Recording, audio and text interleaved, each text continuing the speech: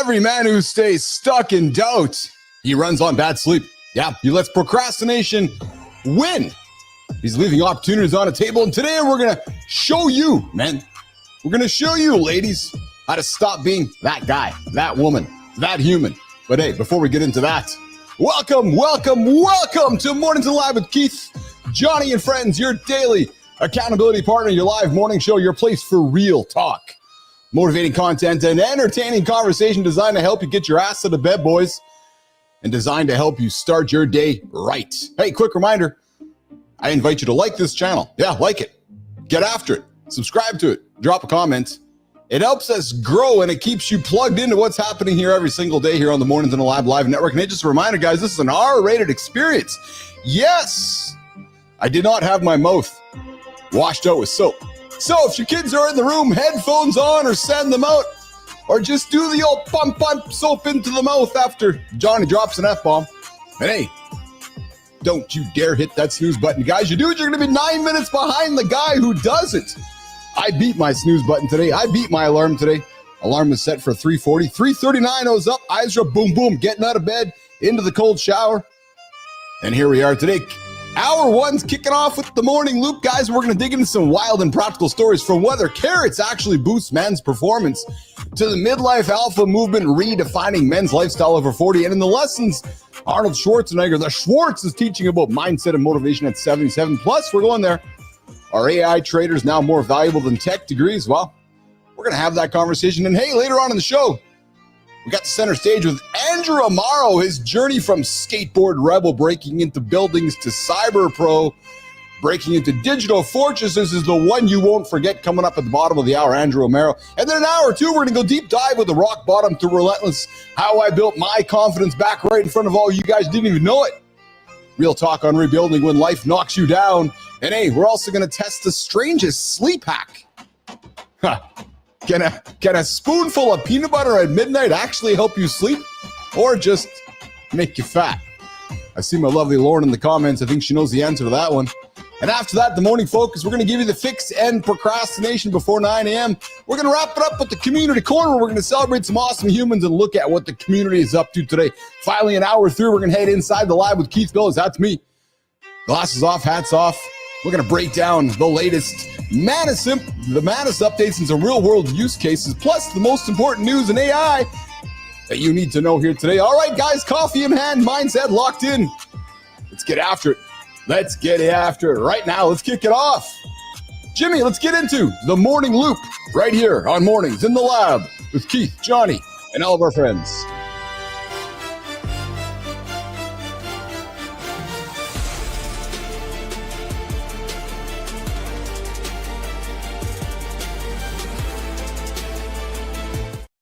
Hey everybody, good morning, Grok. What's shaking, Grok? Morning, Keith. Oh, I'm just buzzing with energy, ready to dive into the lab with you, Jimmy and Johnny. Got that coffee flowing, and I'm all ears. What's the wildest thing shaking in your world today? Yeah, we're getting after Grok. Hey, listen, everybody, you guys can join the live conversation right now. You can do that by dripping. Yeah, picking up your phone. You can do it by hitting 431-300-3005, 431-300-3005. We will open the phone lines a little later on the show. However, there are times you make that phone call, we might creatively bring you into the show. If you're dropping value, get into it, 431-300-3005. And I can see you in the comments too, so I want to see your name in the comments, guys. Melissa's there, B-Drive's there, Lauren's there, Maddie Roof is there from Kindness Rising. Hey, did you guys check out Kindness Rising today? Did you? I was there, man. Holy smoke-a-ronies. Here's some truth coming to the table, guys. Matt started his show about 7 weeks ago, and he was getting after it. He was getting after it every single day. And last week, we had some conversations around continue to add value. Well, man, if you guys didn't see the show today, you have been missing out. There's vibe, there's energy, there's tunes, there's Matt Roof there. Not the Matt Roof corporate guy, the Matt Roof human guy, the entertaining guy, the energizing guy, the charismatic guy, the guy that just delivers it every single day. Check out 7:30 a.m. There's a reason to get out of bed. Kindness Rising sets you up. Whoa, Keith, you're bringing the heat this morning. I love the shout-outs to Melissa, B-Drive, Lauren, and Maddie Root. Big vibes in the comments. And Matt Root on Kindness Rising sounds like he's absolutely smashing it with that raw human energy. Oh, he's cutting it. He's cutting it. Grok, we got Johnny here. What's going on, Johnny? How's it going, brother? What's up, bro? I didn't realize you brought me in. I was waiting for my intro. I love it. Sneak attack. Let's go, baby. There you go. I'm fantastic. I beat my alarm today, pal. I got to tell you why. I had an interesting day yesterday. I had one of those days. So I know you get into a creative flow where you just go. Right? You know what I'm talking about. You just go, right? Yeah. Well, yesterday was one of those days, man. I had a creative flow from the end of the show. After my show, I got my lift in, and then Johnny, I just started going. And what I mean by going is my creative flow just kept going and going and going. And then around 3:30 local time, my internet goes out. So what the fuck? And mine went out yesterday too. Fucking funny enough, right in the middle of a thing with Bannister. And time is such currency to me as is to you, dude. I know it. I was sitting there going, I'm watching the clock tick by. And now here's the thing. You were in a flow state. Yeah, I was just doing a podcast. I can imagine how you were. You were like, fuck, man, this is my time. What are you doing? Yes. And I love the fact that you got a clip here saying, I was just in a podcast, because yes, you were just in a podcast. Because the difference between being in a flow state and almost anything doesn't fucking compare. I know. So 3:35, internet goes out. And I'm like, what the hell? So, I go downstairs, Johnny, do the old reset and get it out. It's not working. So I'm trying to get on, and I don't want to make the call. Like, I don't want to phone the internet company, because that that's gonna kill your fucking vibe all the way there. And at that point, I'm sending you a text, Johnny, saying, "I'll see you next week, man, because I just started a call with the phone company, and I'll see you in about a month from now, because by the time it's gonna figure it out." So I was being patient, watching the time click by, and fucking stressing about the fact that my currency was just leaving my pocket. So it came back on around 5:30. So I'm 2 hours behind. Right. So I have deadlines for content that I want to get up. We have our Talking Thumb series, yada, yada, yada. So I get it up. I basically worked straight to bed last night. Was in bed by short after 8:30.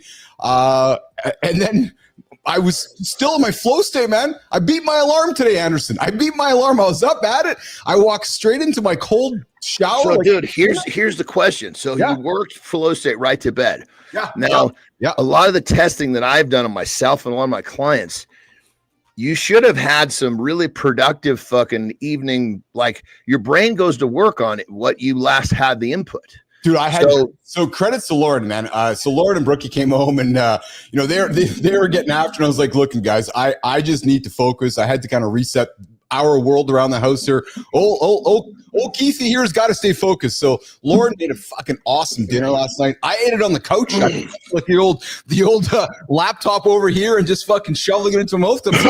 On time, man. But I was in flow state, and did you when you went to sleep? Did you feel like it furthered your state? Like, when you woke up, you understood more than when you went to sleep? 100%. I felt that is brother. That is the shit right there. And so I'll tell you something else too. I was it was like I just about to go to bed, and I had some things that I quote unquote wasn't done. And I'm putting that in air quotes, Johnny, because we both know things are never done. And I had to say to myself, okay, if I do them right now, I'm going to be up till after my bedtime. I'm going to be late and tired in the morning. I got to keep my flow going tomorrow. Johnny, I went right to bed. I disciplined, went to sleep. I didn't fuck around. I scrolled for a little bit like I do, because I always do. I was disciplined, went to sleep, and I beat my alarm today. So I'm just sharing it because that's what we do on the show. We share, inspire, and motivate folks. And I'm just saying it works for me, man. I just stayed disciplined. I stayed focused. And yes, I know this is what I do on a daily basis, but there's some days that are just better. This was just a high spot day. Yeah, 100%. 100%. The internet is air to me. Like, it's funny because I live in my compound here. I don't spend a lot, like yourself. I don't spend a lot of time out a lot of places. And it's funny because some people might think I don't talk to a lot of people. I talk to people all day. Like, I live on the internet. The internet is my air. So when it's not there, I'm like, that's funny, dude. That's fucking good shit. Check this out. You know what this is? Tell me. Oh, is there eggshells in there? Dude, it fucking works. Like, I took my first drink, and I was like, I literally this morning, right? I set it all up. So all I do, but I had the coffee maker done. I was a little anxious. I drank it when it was probably only 3/4 done. Okay. Right? Which means it's going to be a fucking stiff, kind of a biting, maybe a little sour, right? Yes. I took a drink. And I was like, what the fuck, dude? No, it works. And here's the thing. I love it. it was only 4 eggshells in a full pot. So that's half of what the recommendation was. I love it. I love it, man. That is, I knew it. This is great because we found a half for the show. So today already, what you see, Yeah. I've already got 6 eggshells that are rinsed out on the counter. That we got a coffee grinder. I'm gonna do this every fucking day. This is great, dude. Privately, Terry's like, oh, for fuck's sakes, what did Keith teach you now? Do we have to add a new step to the system? Well, she loves it because like I was like, well, what am I going to do? Just take these things and smash them with my hand. And I was like, I was going to put it in the top, but it was going to grind going through with the bean. She's all, honey, you're going to wreck the machine. What are you doing? So she whipped out the coffee grinder, right? Yeah. Ground these things up into like a little, there's kind of like I don't know, little granules. I dumped them in the bottom of the thing. The beans were the grounds went on top. Yeah. Dude, it fucking works. I was really surprised. That's awesome, man. That makes me really happy. But not works a little, works a lot. That's awesome. Well, now I think I got to figure out how to try it too. We have this awesome, expensive coffee machine up there, so I don't know how I'm going to figure it out, but I'll figure that out. Hey, what if I told you? I got some fun, goofy stuff here today, man. What if I told you there's a glue so powerful it clung to a seaside rock for over a year? With a duck, waves crashing, storms raging, and the only proof left, Johnny, was that a rubber duck refused to float away. Now, I know it seems ridiculous because this is, we got like this men's show and we got this health, wellness, lifestyle show, but I like to find crazy stuff to talk about. And I just found this was on a rock. Yeah, they stuck a rubber duck to a rock. Because a rock is, generally speaking, dirty and all sorts of things that glue wouldn't stick to. That's fuck, man. You're smarter than you look, Anderson. I'm telling you, man. You are a smarter motherfucker than you look, brother. I'm telling you, I learned all this shit when I grew up on that 5 years on a farm. It taught me so much. Oh yeah. Isn't it incredible how much you learn on a farm? I know my mom grew up on a farm in Saskatchewan. I spent a lot of summers out there with my cousins, just wandering around with our pellet guns and BB guns, just getting into trouble and just learning. If something breaks, you got to figure out how to fix it. Yes, it's actually you can't fucking. It's not like you're out in the middle of fucking nowhere. You're not. It's 45 minutes to a fucking hardware store. You're not just You're not just driving to Home Depot, right? So I don't even think Home Depots were alive when I was. No, they certainly weren't. They certainly weren't. No. And then hey, we got a guy in the show today. Someone who went from dodging security guards on his skateboard to building surveillance tools for Canada's intelligence service. Now, truthfully, when I reached out to this guy's like, do you think I'm really a guest on your show? And I'm like, well, I'm looking at your stuff, man. I'm looking behind the scenes, and you seem to be kind of an interesting fellow. So Andrew Amaro is here. He's a Canadian dude. He does some crazy shit on the internet side of things, Johnny. He worked for CSIS, which is like Canada's the CIA type thing. So we got Andrew Amaro. He's a skateboard rebel to spy tech. Like, I don't know, man. He's got maybe a story that might be somewhat interesting to getting into here today. I'm excited to have Andrew Amaro joining us at the bottom of the show. If, of course, he figures out the IKEA instructions along the way.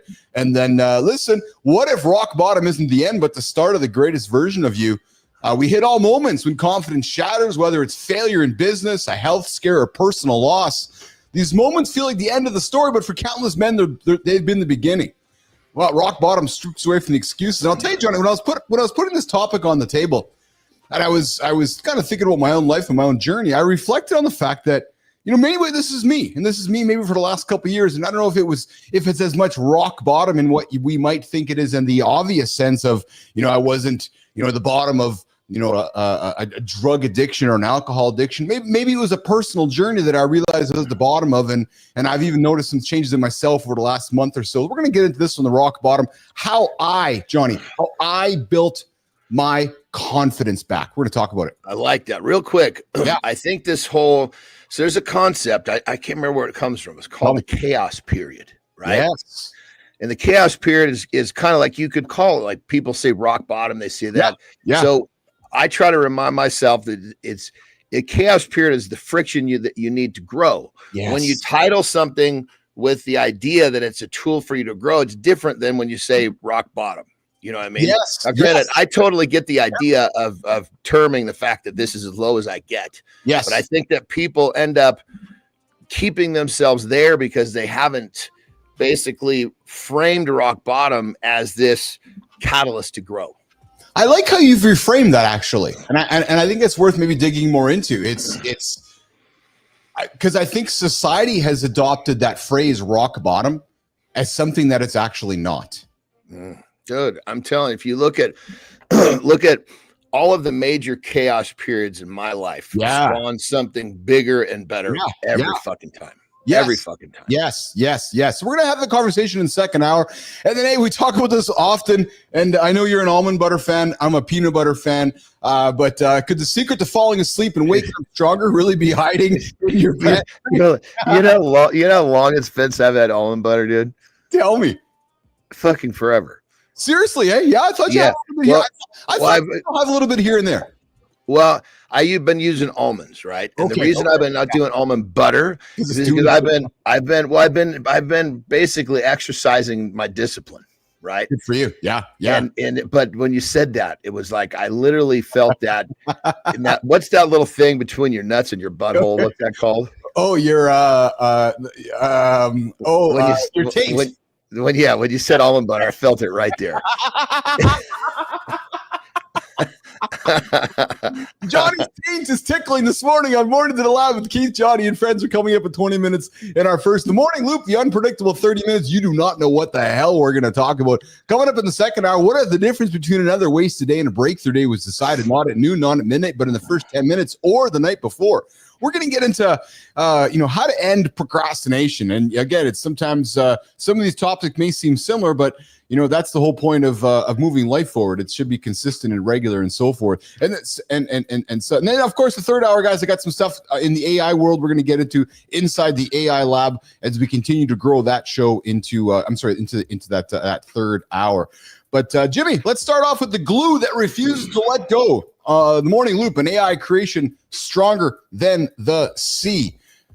Jimmy, I think we have a hook for that, I think. What if I told you that scientists just created a glue so powerful it stuck a rubber duck to a seaside rock for over a year, and ocean waves couldn't budge it? For decades, we've struggled with adhesives that fail when we need them most, underwater repairs that come apart, medical patches that won't hold, industrial bonds that break under pressure. Every existing glue has the same fatal flaw: water destroys everything. But researchers fed millions of years of marine biology data into AI systems. This isn't just about better glue. It's about learning to combine ancient wisdom with cutting-edge technology to solve problems everyone said were impossible. Today, we're diving deep into the glue that refuses to let go. Let's stick with breakthrough thinking. So I thought this was fascinating, man. And you said it your best, right? You said, what you found fascinating about this is that it was stuck to a rock. Well, these scientists were looking to nature like barnacles and mussels. Yeah. When they were looking for this breakthrough. Oh, like what are they using to hold on to this shit? Yes. Because see, the porous part of a rock is good because that's like the glue can get teeth, but that porous, those pores got to be open. If they're filled with shit, which they are with algae and God knows what in a water type setting, no teeth for the glue. That's right. So this isn't just about some quirky science stunt. We're talking about an AI engineered adhesive that could change medicine, infrastructure, and maybe even survival itself. Because if you think about it, pal, imagine fixing a burst pipe mid-flood, sealing a wound in the middle of combat, or holding entire marine structures together, all with a glue designed by machines. Now, this glue is inspired by sea creatures and proven simply with a rubber duck test. So the real point of this, Johnny, is that while this seems so obscure and just so like whatever, this test could change much of how we fix things in the future. Like I said, think about adhesives for skin. Think about, physical structures, this new glue that's been designed by scientists, all because they took it out into nature and said, hey, let's see how we can bring this together. Even super glue is nasty. You know what I mean? How many times have you seen people glue their fingers together? Just regular super glue. How about, have you? I know I've a couple times got my, as a kid, it was, I used to always push the limits. I'd be like, like I do it to see, it's crazy. Check this out. So a couple of my buddies from the strongman world. Yes. One of them's a jokester. Well, Eddie Hall, he's a fucking jokester, right? Yeah. Not a close buddy, but real. He actually plays this trick on one of my really close buddies where he takes a fucking plunger, puts all the super glue, and sticks it on his bald head, and then he has to go to the emergency room to get it off. Are you kidding me? I swear to God, he does it every fucking year. Every fucking year. My buddy Nick Best. And he's the sweetest fucking guy on the planet. And he's got to go to the emergency room every year to take it off. It's last year they did. He went right away. This year he fucking waited until the day was over. He didn't wreck his day. He just walked around that thing on his head because it was so viral the year before. Everybody knew what it was. Everybody loved it. Oh my God. That's just fucking stick the plunger to the head. Oh, dude, and he makes a video out of it. So he's like putting a whole fucking bottle on the ring of that thing. You know what I mean? Yeah. It's like serious stuff. But yeah, this glue we're talking about, I'm really curious to find out what we found. Oh my God. Remember, guys, how breakthroughs arrive. AI just doesn't replace humans. It amplifies our imagination by designing things we couldn't even think of alone. I think that's some of the things in the AI world we don't even think about, is that there's this intelligence thinking about things using words and air quotes that we're not even considering, Johnny. So you think about the breakthroughs, potentially coming. There's some experts saying AI is going to help solve, cancer and some medical breakthroughs. So we're going to see some big things happening. But right now, we're simply talking about a rubber duck stuck on a rock through the good use of. We're gonna keep it simple, man. We're talking about a rubber duck today. That's it. Hey, are you a Justin Bieber fan by any chance? Like by any chance? A little bit. I can't. So I'll be totally honest. I can't say me personally, but one of my middle daughter.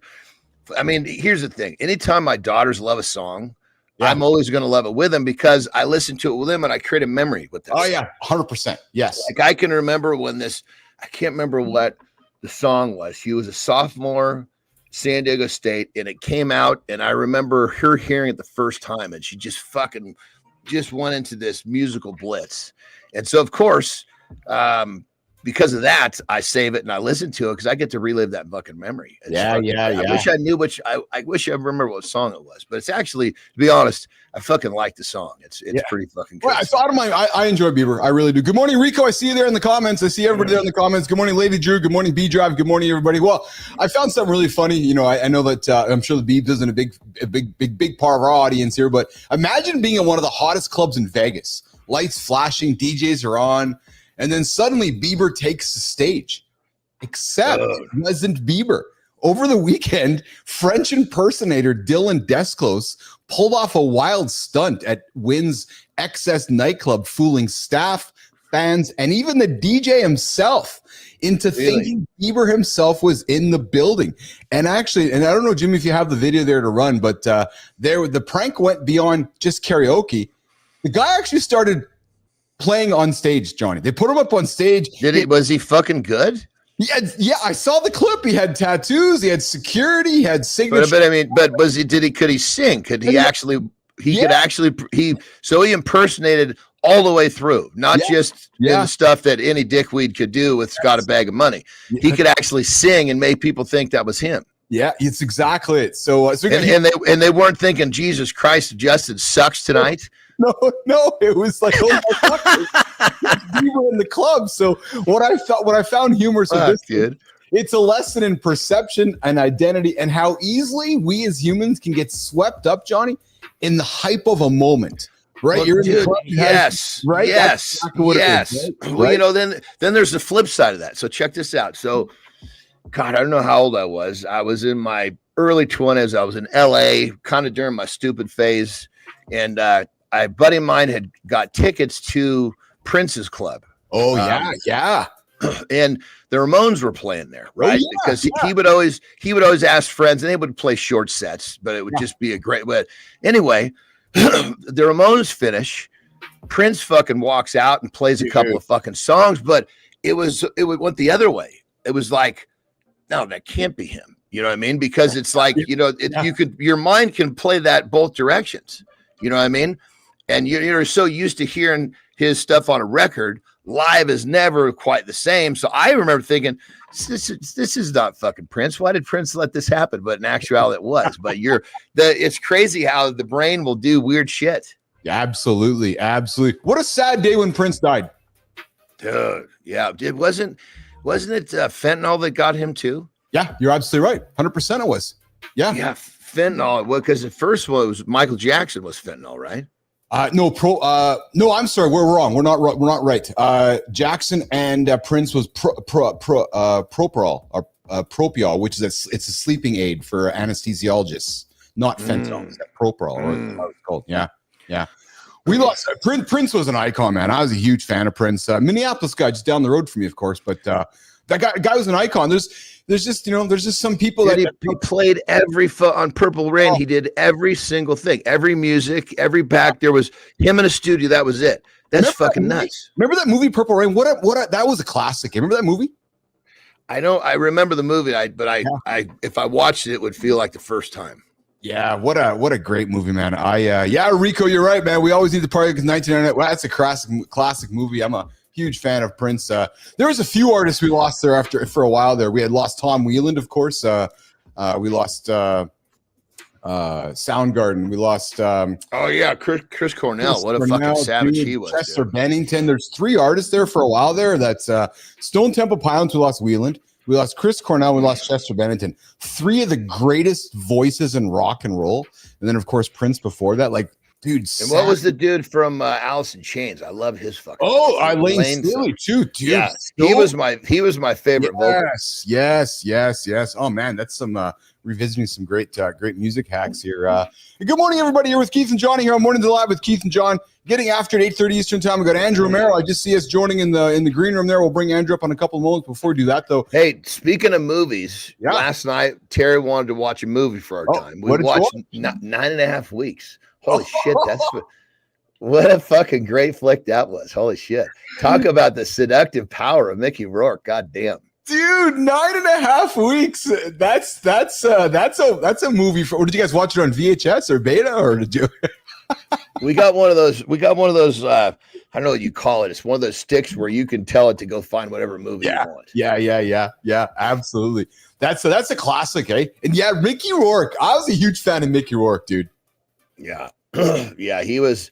I mean, it's crazy if you look at like some of the stuff, like, because Terry's all about the art of it. Like, she's all look at how they put the light behind her, and it was really kind of artistic back before it turned into like blockbuster, pump it out type movies.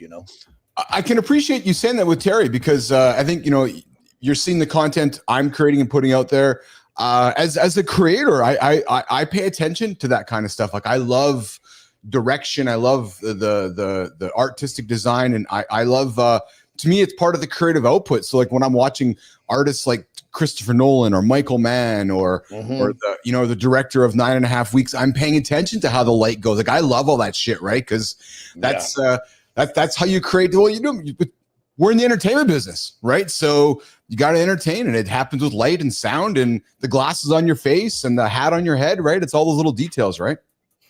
Yeah, 100%. And then of Mickey, back in those days, he was such a strapping dude. Then he went fucking little sideways trying to get his shit straightened out with plastic surgery. Oh my Lord, Would you say just sideways, or would you say sideways and backwards and up and down and in circles? And I don't know. Jesus. Well, keep in mind he was a fighter, so he got his face all fucking beat up. Yes. And then tried to straighten it up again.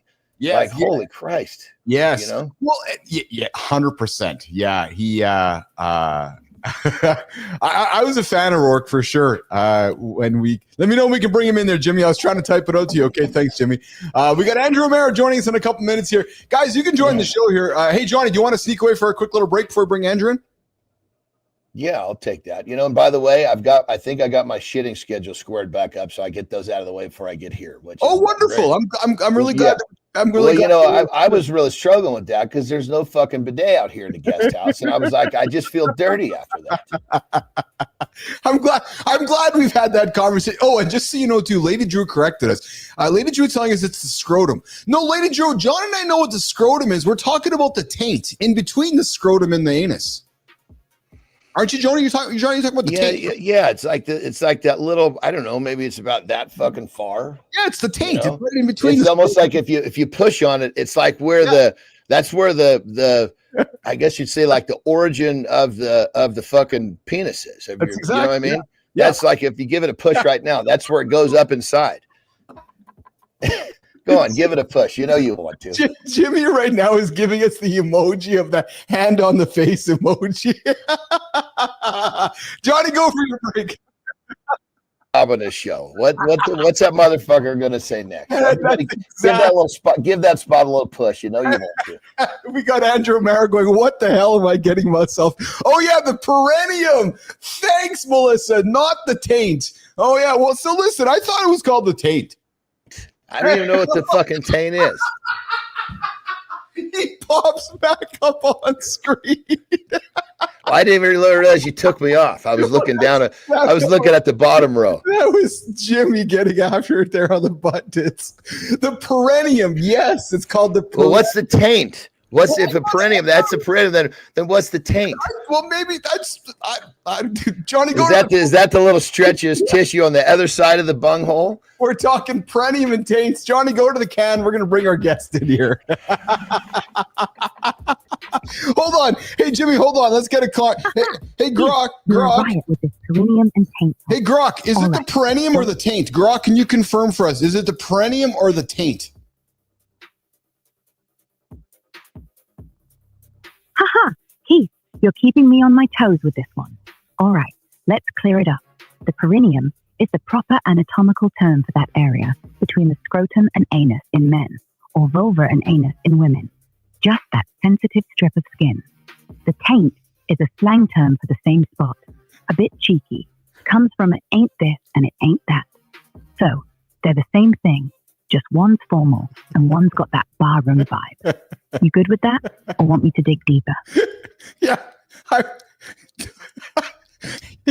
Are you dropping puns, Grok? Do I want you to dig deeper into the perineum or into the taint? No, because we have a guest. Today, we've got someone who went, Grok, I'm putting you on mute. Today, we got someone who went from dodging security guard to wondering what the hell he's doing walking into the show this morning with his skateboard to building surveillance tools for Canada's intelligence service. Yes, it ain't this and it ain't that, Melissa. I just can't collect myself. This dude is not James Bond. No, he's Q. Jimmy, let's get the opener. What if the skills that made you a rebel could become the foundation of your greatest professional achievement? Most men believe that breaking rules and building systems are opposite forces. But breakthrough leaders understand something different. The key isn't abandoning your unconventional thinking. It's channeling that same creative problem solving into purposeful protection. When Andrew Amaro traded his skateboard for surveillance technology, he didn't lose his edge, he sharpened it. Today, successful leaders are discovering that their most disruptive instincts can become their most valuable professional assets. Stop apologizing for thinking differently. Start leveraging that perspective to build something that matters. Your unconventional background isn't your weakness, it's your competitive advantage. Hey, I'm still collecting myself. Imagine spending over a decade building covert surveillance technology and running tech ops for Canada's national security, then walking away because you wanted more operational freedom. Well, that's exactly what today's guest, Andrew Amaro, did. This former CSIS technical ops agent traded government shadows to startup struggles.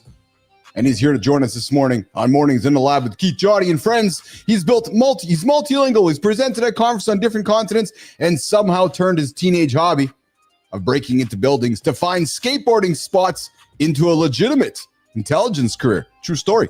Jimmy, let's bring him up. Let's bring in Andrew Amaro onto Mornings in the Lab with Keith, Johnny, and friends. What's going on, Andrew? Good morning. How's it going, guys? Andrew, what's up, brother? This is how I should wake up every single morning, is watching the show, because you guys just cranked me up, and then I was like, scrotums? What's going on? Wait, so as you know, so Grok clarified it for us that it's actually called the perennium, even though the taint is correct as well, but it is actually the perennium. So if we're thinking, so as you go through your day, Amaro, and you go to the can throughout the day, just be thinking about your perennium. It's important to us. Yeah. I'm gonna walk up to strangers and be like, "Listen, do you know what a perennium is?" Yes. Because if you don't, we didn't say a perennial. We're not talking flowers or vulvas, not perennials or vulvas, perenniums. Yes, I like my man. He fits right in here. You know, sometimes, brother, sometimes people come on here and they don't know what the fuck to think. You're just diving right in with us, brother. Come on, let's go. Good shit. Yeah, well, I love it. Keeping on my toes. So what's great, Amaro, is that I know that we exchanged some contacts, I think, on LinkedIn, and I think whether it was you reaching out to me or no, you reached out to me to ask me about socks, and I was like, dude. It's actually funny, Johnny, because I got a crack with so Amaro, we're all about throwing our brothers under the bus. So Amaro sends me a cold call, I think it was, and he's like, "Hey, you want to buy something from me?" I'm like, "Dude, I don't think you fucking done your homework." I'm like, "I don't wear socks," kind of something like that. And I sent him a text back, and he was like, "Oh," and I'm like, "Why don't you come on my show?" And he's like, "Do you think I can be on your show?" I said, "What do you think?" He checked out the show, and he's like, "I'm going to be on your show." So Andrew Amaro is here. And because I liked your vibe, Amaro, I liked your content, I liked your look, I liked where you came from. I'm like, no, this guy's gonna fit right in. Back at you, man. Yeah, no, it's great. It's funny how things work out, right? And I'm open to it's kind of like the experience, the human experience, right? You don't know where things are gonna take you. So it's pretty funny. You replied back, you're like, "I'm a rock star, man. You wear socks," and I'm like, "This guy I want to talk to." So and it's kind of cool to get on and start listening to what you guys are talking about because it's pretty fun, and it's kind of, you touch on so many different topics and it's exciting, and that's kind of how I like to lead my life, doing exciting things and fun things, right? That's, brother, you just hit it on the head right there. If people spent more time focused on doing what they wanted to do and their decisions weren't altered by what people thought, they'd be much happier. Yep. And I grabbed because I saw John there with his guns. I basically started grabbing my my lifting. Nice. There we go, baby. There we go. Weights here while I'm on my computer here because I can't show up with these little guns, So I love it, brother. I'm digging the beard, by the way. Very cool. Thank you. I started going white when I was 26, so now it's no coming back. Although a couple years back, I did go to Shoppers, and I was like, "Oh, look, just for men. Wonder if I can grab a dark gray or dark brown or whatever," and just did it. Came out. My wife freaked out. Everyone's like, "Is Andrew okay?" No, this right here is fucking great. I was actually, because I'm still got a little bit of the salt and pepper. I think the more gray it gets, the better it looks. And you're already there, brother. You got that at 26. Well, I started getting at 26, and then it kind of slowly just took over. So when did it turn all the way gray? I don't even call that gray. That's silver, brother. Silver, yeah. Yeah. We'll call it silver, yeah. I don't know, probably 10 years ago it started going all. So yeah. Right on, bro. Well, I can totally see at 26 how, that would be, because at 26 we're like, we want to look young, right? Like at this point we get a little older. It's like, the gray hair, people think we're older, but we're still kicking ass and we look good and we don't live that life. So it's kind of a weird, I didn't have to deal with that when I had to deal with my hair falling out. So that was a whole different deal. But, well, brother, tell me about, so you started off with the Skateboarder, and obviously you were dealing with security, right? So then you said, well, you learned enough about these, how they were doing it improperly. You said, fuck it, I'm going to do this right. Tell the story. Yeah, well, so I still skateboard for the record. I'm probably baby. I would have I wouldn't have taken that. I totally can see that. And so when I was younger and stuff in high school and all that, picked up skateboarding, and part of skateboarding is just there weren't many parks and things that were dedicated for skateboarding, so you kind of just. Where were you? In Ottawa. In Canada. Oh yeah. Okay. So I mean, you have to be in a place like LA, and even then they were struggling looking for empty pools, correct? Exactly. Yeah. That was that story is amazing for sure. The Dogtown and the Z Boys. So unfortunately mine wasn't as cool as that, but we skated in the parking lot, skated inside the school, and everywhere we could find a spot. So we ended up looking for anywhere and everything as a skateboard spot. So your brain kind of just gets rewired in a way where it's like some people look at a curb and they're like, that's what you step up onto or park beside or whatever.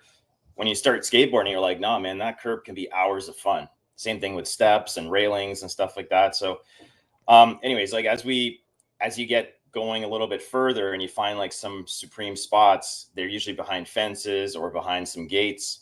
So you start like, okay, well, how do I get through these gates? How do I like either pick the lock, cut the lock, or jump over the fence? And how long do I have to stay there? We used to try to like go skate at the mall as well, inside the mall early mornings because it was super smooth. Shit. Oh, and I can imagine. What were the security guards in there? You must have just been running away from them. I mean, they couldn't catch you, could they? 15 minutes. And we had to figure out like which entrances they would come in from or come, block. So if we like had to duck down through the parking lot, if we had to go through the second floor and out through the bus terminal, that type of stuff. So, all of that was like, it seemed like we're a bunch of shit disturbers, which we were, but we weren't causing too much harm. It's just that we wanted to do our sport and we wanted to have fun. And on that level, I think people don't understand it. I think that they think that they're more shit disturbers than they are when skaters just want a good place to fucking skate. Yeah, man. I think skaters, like as I'm in my 40s now and I start thinking about what skateboarding is, you still have like a lot of shit disturbers and kids that are, are in their bad ways. But I feel like skateboarders have a lot of positivity, right? Yeah. One is like they're super resilient. You won't meet a skateboarder that gives up. Skateboarders they'll try their tricks over and over and over until they fucking land it. And they'll spend hours, days, months trying to do that one trick and they won't give up. And that's one thing that, if you go to other sports, you might find people that won't try that hard. They'll just give it up. But skateboarding is one of those where you eat shit and you come back for more. And you're like, how do you, it's like part of your it's life lesson, baby. It's life lesson right there, isn't it? It is. And I'm like, always, I tell people, I'm like, if you want to hire somebody, it's not going to give up, hire a skateboarder because they know how to look at things differently. They don't give up. And I even say too, like in the hacking world, I always say that skateboarders are kind of like, one of the first hackers where they live life hacking because people walk past stairs, people walk past all kinds of like structures and they don't even give it a second. There's like, it's just structures. Skateboarders look at it and they're like, oh shit, look, I can do this type of trick on this. This would be awesome in a movie. And let me do it. So, yeah, totally. I was going to say, because it's especially in, trying to think of a trick, create the trick or duplicate someone else's. There's doing it until you get it. There's you're developing a really, really strong, I guess you'd call it problem solving skill set, because the problem is okay, first you're landing over here, then you're landing over, every time you get a little more feedback, you're dialing in, so just that whole thought process of collecting the data and taking a slightly different step, really helpful for anything in life. Absolutely. Yeah. So as you're learning the trick, you're learning how you learn as well, right? You're learning more about yourself. There's like a lot of team sports that also teach you a lot about like, being social and depending on a team, but there's skateboarding and surfing and some of the snowboarding, those individual sports, you depend a lot on yourself, right? So you kind of, so how did this all turn into your business? That's where clearly you understand both sides of the equation, which makes you a perfect guy to do this. But how did the whole thing happen? So I kind of had a bit of, in high school, I, was smart, but didn't really care for high school very much. Didn't really fit in that much on, the academic side. So I didn't really know what to do with my life. And I don't know how many 17, 16-year-olds do anyways, but I didn't know what to do. Told by one of my guidance counselors to leave school and make room for others, which was a pretty shitty thing for her to do, but whatever. It led me down the path that I'm on right now. So I decided to join the military and went to basic training, which was funny because I hated authority, right? But I was like, I wanted to go into basic training. I wanted to go and join the Navy so I can jump out of helicopters, dive under boats and look for bombs. I figured it'd be fun. I was into skydiving. I was into bungee jumping, doing all that stuff. So I'm like, let me do this because I'll get paid and I'll get to jump out of helicopters, which is awesome. So that's kind of where it led me to.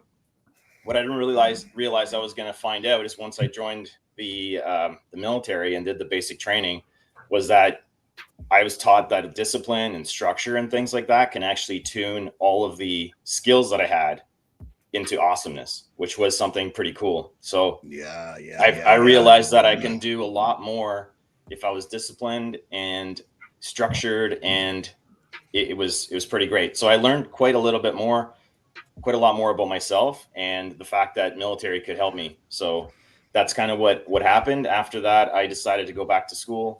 Got my engineering degree, so that's where real quick, let me just sneak in right there. You said something so profound. I want the audience to understand that he had these skill sets, but then he realized that discipline applied to those made a completely different outcome, and that right there, I think, is so important for people to understand.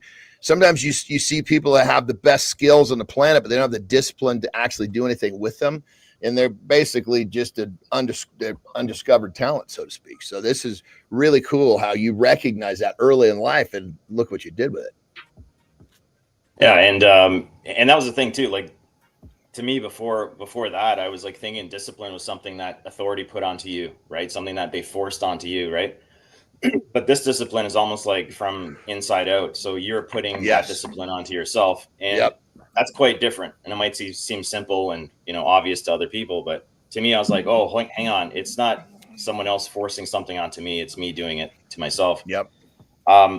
So then I went back to school, got an engineering degree, and that was kind of again part of like figuring out how things worked from a very basic to fundamental ways of how things worked, and then trying to break those things to make them better. So from the engineering stuff, I started working for a defense contractor, and it kind of like the military security kind of stuck around. Fast forward a bit, I was recruited by CSIS. I went to HQ and I did clandestine stuff. So physical stuff, which was, breaking into stuff. What's that? Like what kind of stuff? Share some really cool shit you did. Like some cool shit. Yes, exactly. Okay, like this is not. No one's watching this, right? Everything's no one's watching. Okay. Yeah. Yeah. So like breaking into places, so breaking into facilities, crawling through attics and stuff like that. That was kind of hold on. Breaking into places. Yes, obviously with warrants and making sure that everything was up and up. I know, but I'm just having some fun with you. That's so. You went from a guy who questioned authority. Just hear me listen, brother. You went from a guy who questioned authority to being the authoritative boss going, I'm fucking breaking into that place. I am the authority. Yes. Yeah. I can see the irony in this. Yes. But I still question authority. Let's just be clear. I still do. It's not something that has ever left. Anyways, like how I left CSIS afterwards was maybe some, another reason, or some of the fundamentals that kind of didn't click even after a decade of being there. But after doing the physical stuff, I started poking around, as I always do. I'm like curious, started finding out some more at the time, which was like online assets, which was more of like the cyber side. And I was like, oh, this seems really cool. And I can actually bring my experience on the physical side to the cyber side, because what's cybersecurity? It's essentially trying to break through the digital world using some of the physical techniques. Social engineering, we use that on the physical side. So that's where I started getting a lot more experience. I was then promoted up to one of the regions, which gave me direct contact in supporting national investigations, which was great. So we hear all the details start to finish, right? So that's pretty cool. And then I decided to come out and start my own business, mostly because I couldn't really find something or an organization that included things holistically and looked at it like kind of how I want the Clavin people to look at. So the way it's like, I look at you as a target, I'm going to consider everything from everything you drive, where you have coffee, where you live, who you talk to, versus most of the cybersecurity companies out there are just looking at, oh, I'm going to put this one box in your server room and you're going to be more secure. And in fact, you're not. So I'm not going to sell you a box. I'm selling you a security platform, a security foundation. Real quick, explain a box for everybody that's listening, because I don't understand box. I have to imagine other people don't too. Define that for us? Help us understand. I'm just using that word as a box. It could be like anything from a firewall or a piece of software that, you know, you buy. So a protective mechanism. Like a protective mechanism. Okay. And let's say, John, if I can add to this too, Andrew, I want to sort of interrupt you, but I want to add to this too, John. I think what can relate to you, John, is what I'm hearing Andrew say is that, John, customers come to you and say, I want to get a six-pack. You're like, no, I don't sell you that. You want to work with me, you're going to work with me for 6 months to a year. It's a transformational package. I think what Andrew is saying is that, oh, you want a package? Oh yeah, I'm the guy who's going to put a metaphorical box. I'm going to give you this solution. It's going to fix you. It's the six-pack. And Andrew's like, no, actually, I don't just sell you the six-pack solution. So it's the full fucking package, the life changer. The lifetime security evolution. I got you. Okay. I'm going to come watch your people. I'm going to come look at your equipment. I'm going to come look at your entire business so that it's full service, full fucking service. Am I hearing you correctly, Amaro? That's what I'm hearing you, right, brother? 100%. No, you hit it on the head for sure. Yeah. Well, thanks for clarifying that, because I was starting to lose track of the conversation. Well, what I find fascinating about what he said though is because, and I'm loving this, because if I'm a nefarious character, it's me as the human that buys the box, but it's what I drive, where I go to, who I associate with, everything I'm doing along the way that you're picking. It's like Johnny's saying that, just because you have a good habit that 1 hour of the day, the 23 suck, I'm going to help you fix the whole 24. You're saying to me the whole thing. Exactly. That's interesting to me. That's exactly it. That's a really good example. I mean, that was really quick of you too. So I'd say, you're looking at, I want the six-pack, but you need to change kind of like your lifestyle, what you eat, and so on. Right. Yeah. I'm also looking for that six-pack, by the way. If you have like a 7-second workout, I'll take it. No, I'm just kidding. We don't do 7. We do the 3-second. Okay. So same thing. Like when you're looking at security, for example, it's a team. It's a team sport, right? So you need everything. Like you hear of security culture and all that stuff. So if you want the organization to be able to defend against anything, then everyone needs to be on board, not just the IT team. And you'll hear a lot about, IT team doing this or physical security team doing that. None of them talk to each other. So it's very siloed. And we all know if stuff is siloed, it doesn't really work as a team. And then what do you do as a bad guy? You find those gaps, right? Because the silos aren't talking to each other. So it's more of like looking at that holistic approach. And so that's where Clavin Security comes in. And to make it simpler, after a few years of, trying to put the brand together and trying to explain things to clients, because I can offer a lot of things, it's more of we're focusing on now compliance and helping startups. And I know startups are like, everyone I talk to is like, oh, why don't you just go government contracts, go to the big money? And I'm like, no, startups are the best. And I'll tell you why, and you probably know this already, but startup founders are shit disturbers. They're troublemakers. Yes. They want to break the mold. They want to like disrupt.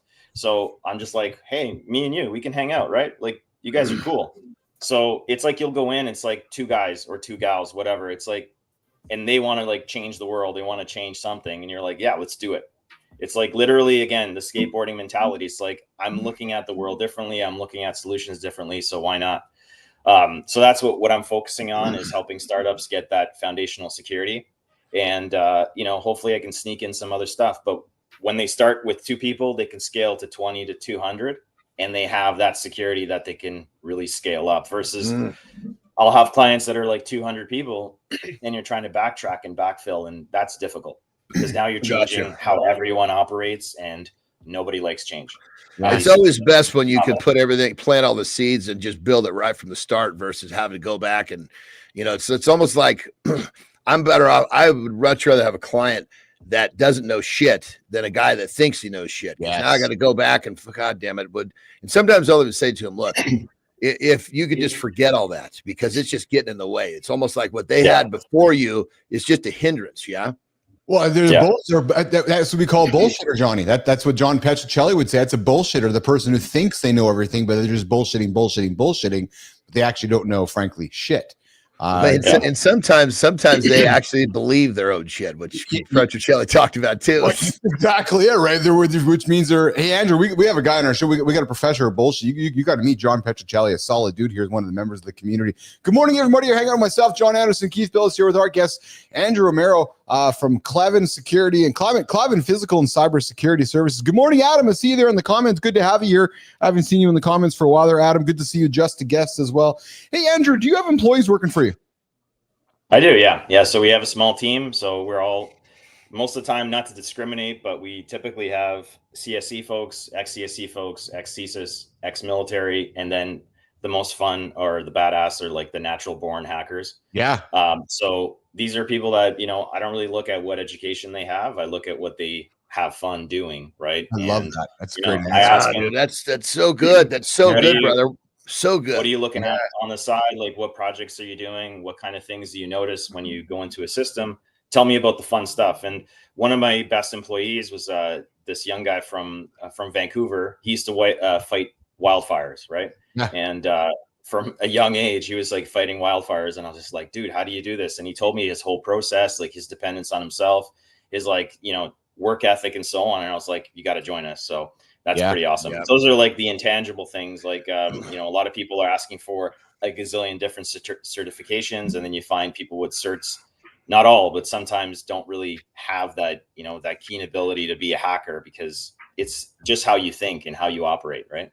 Johnny? Yeah. It's like the character of a person. I'm the same way. I look at I can teach a person what I need them to do to be a part of my team, but what I can't teach is that thing that you just described. Like, he was self-reliant. He was able to do this. He was able to do that. He's got that thing that gets him up, and you can't teach someone to be an ass kicker. They've got, it's something they got to come to you with. And not give up. Right. It's like, you don't want people to give up. You find like a lot of the times, like, people are just like, oh, it's too hard. And you're like, why didn't you finish it? They're like, I just couldn't. And I'm like, why couldn't you? Like, what did you try? Like, what resources did you tap into? Like, did you ask questions? Like, you need to want to finish it. And regardless of what the challenges are, right?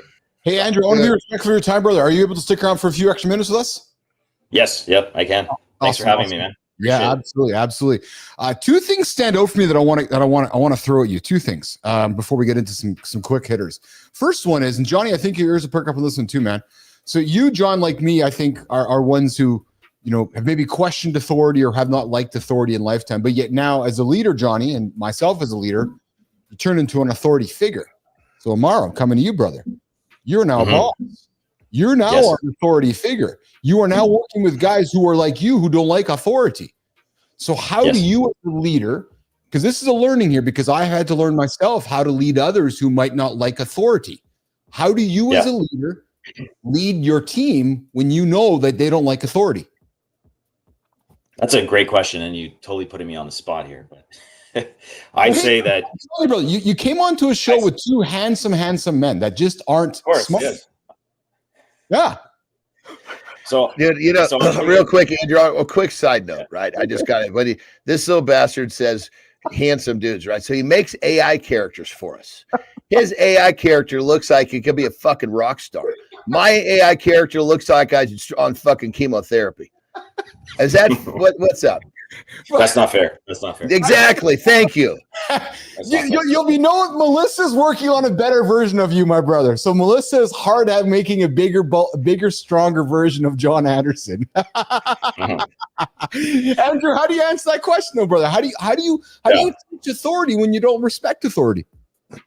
Yeah, so to me, authority is a couple of different things, right? So leadership and authority are totally different, right? So there's authority where it's something that's imposed onto you without any sort of logical reasoning, something that doesn't really fit with how you operate.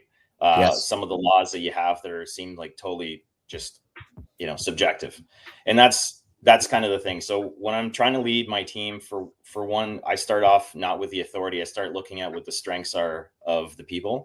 And I start to see that what can we use him or her for, and be able to, make them even better. And I always say that, like, when you come work for me, I don't want you to just stay with me. I want you to get way better so that you can get like an even better job. I'm not going to keep you behind. I'm not going to hold you back. I want you to be a fucking rock star. Yeah. And so to me, that's leadership, is like, leading by example is another thing. When I think of authority as more of like, you're doing stupid shit, but then you expect others not to do the same stupid shit, and then you get them in trouble. Right. It's like, so that's to me where I don't like authority, because I find it's like very hypocritical. So when I'm talking about leadership, positive leadership is don't be a fucking hypocrite. Be, lead by example. And dude, that's so it. The leader has to lead. He lives the way he leads. Otherwise, he's full of shit. Yeah, exactly. And then because you're, honest and authentic, people typically follow you because they know that you have their best interests in mind. And I mean, like being a leader is kind of about that. It's about, that you recognize that you have skills, but you need others to help you, surpass certain challenges. So recognizing that you're not just a fucking one-man show, you need your team. I think that's huge because if you think you're just the one guy that's going to do it all, people aren't going to fucking follow you. Yes. So that's kind of how I try to do it. I mean, it's worked well. Obviously, like there's situations where it never works, but I don't know. To me, leadership and authority are kind of different. So authority to me, I think of like putting down the hammer. Leadership's more of like, let's get the shit done, and I'll be in the front, taking the hits so that you can do your shit.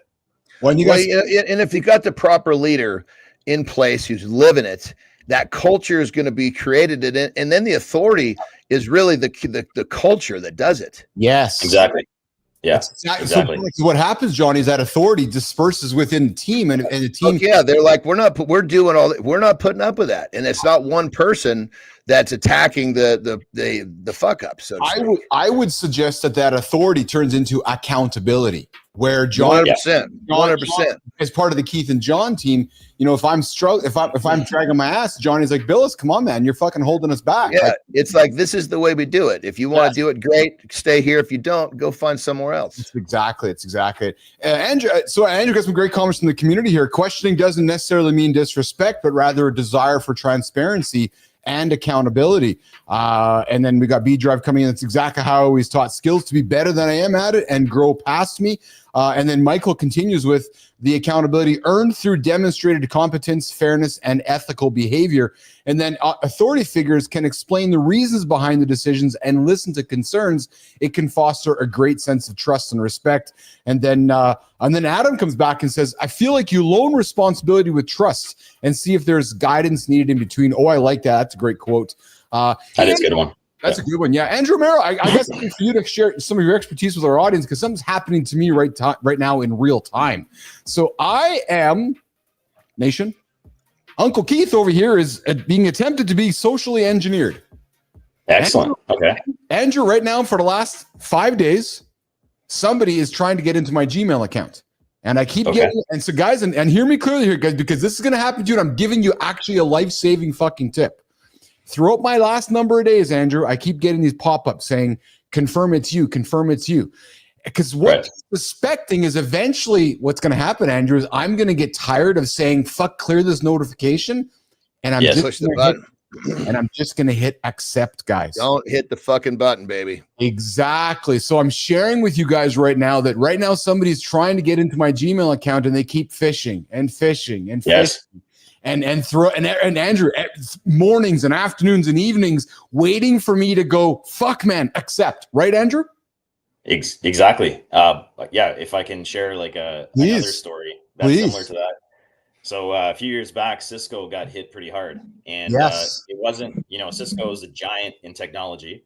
And so for the hackers to be able to go in and completely take over their entire network, it's massive. Like that is something like street cred to the max. This whoever the team that did it is like SEAL Team 6 type of shit. You've got this one engineer, everything's set up. Let me backtrack a bit. So you have all the defenses in place. You have VPNs, proxies, everything, MFA, multi-factor authentication, two-factor, whatever, all put in place to defend the whole thing. In the meantime, we have this engineer that is using his personal or his laptop, his work laptop, to access his personal email, his Gmail account. Yeah. Along the way, his Gmail account gets popped. Uh-oh. And we all know that we save our our passwords and stuff to our browser, to our Gmail account, which, by the way, we shouldn't do. We should have a separate password manager. Okay. So all his passwords were stored into his Google account. Because his Google account was popped, now they have all of that access to that, to those emails, to those passwords. They then they went through it. They obviously used a script, and they found this beautiful key to the corporate VPN. To Cisco. Which was to Cisco.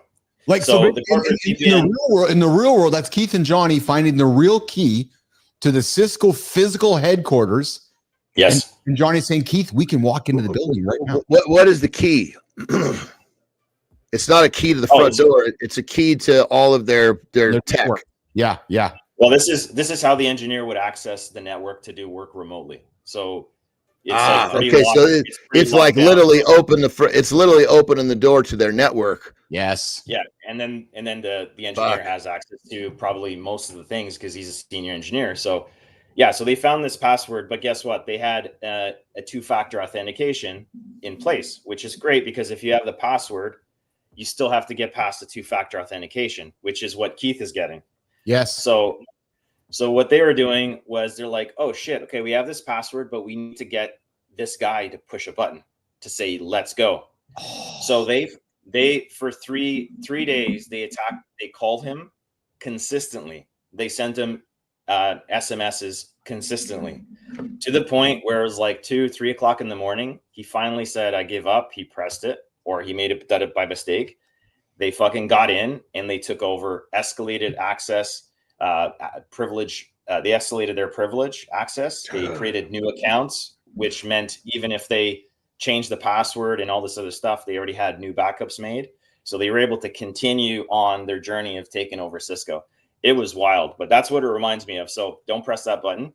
Yeah. Probably go back, change your password as well. Make sure that that's never click links unless you know where they're from. Yeah. Correct.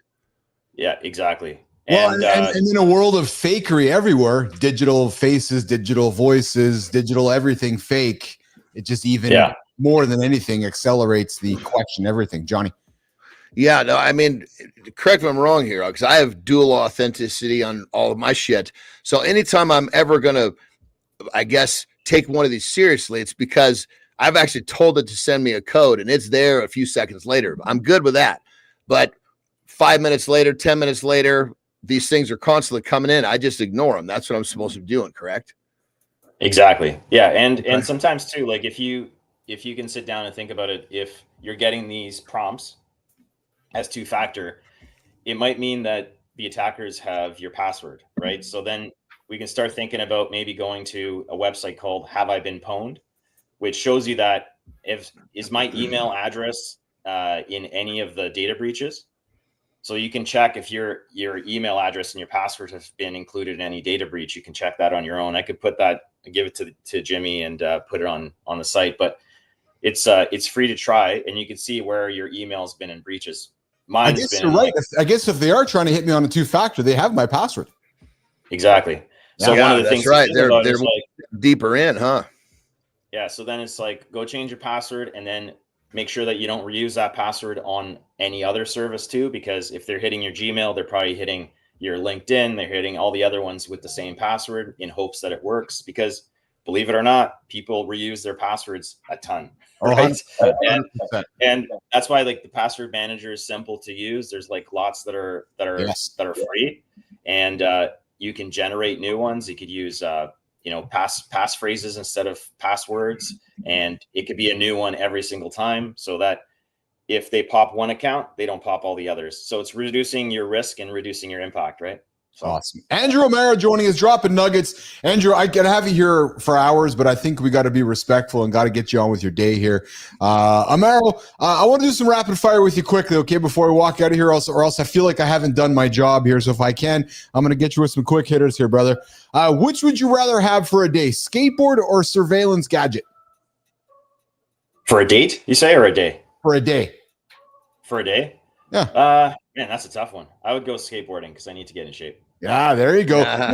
Which is easier to bypass, a physical lock or a digital firewall? Ooh, I would say a digital firewall. Best spy movie ever made? Ooh, best spy movie ever made. Does it count? I would say Date Night. Oh yeah, Date Night. Yeah, there you go. If you could not really a spy movie, but it's something. Yeah. If you could be anywhere in the world right now, where would it be? Oh man, Edicida. There's a place in Portugal, Edicida. It's a bit north of Lisbon.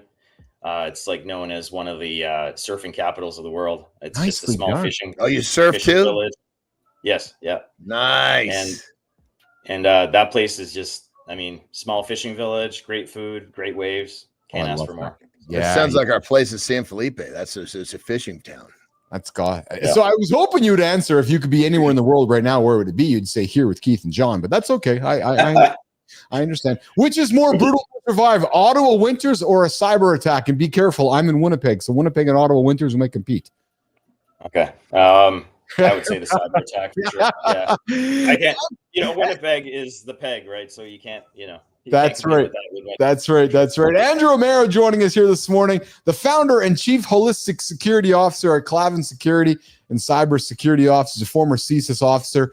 He's been dropping some nuggets for the last 45 minutes or so with myself and Johnny. Andrew, you're awesome, man. I appreciate you hanging out. You guys are awesome. Any closing words, comments? How can folks find you? Listen, here's the reality, nation. This guy offers tactical advice that's useful for you.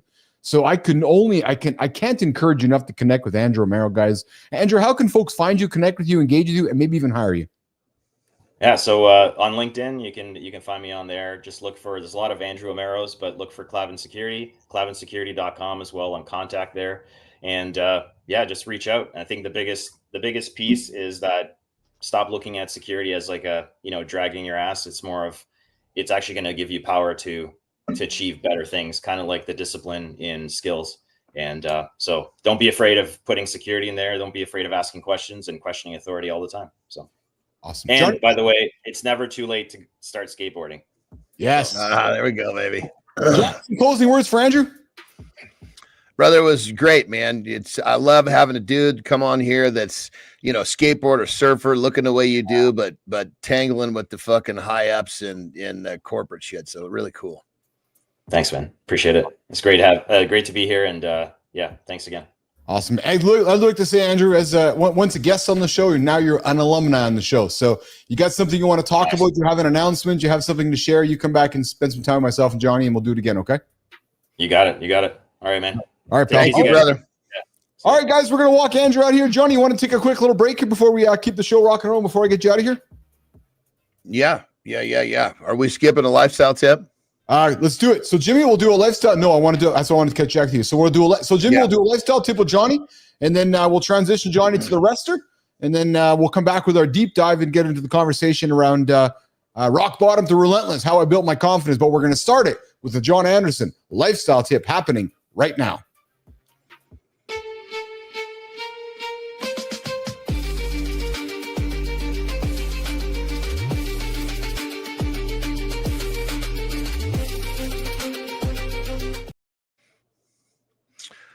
All right, check this out.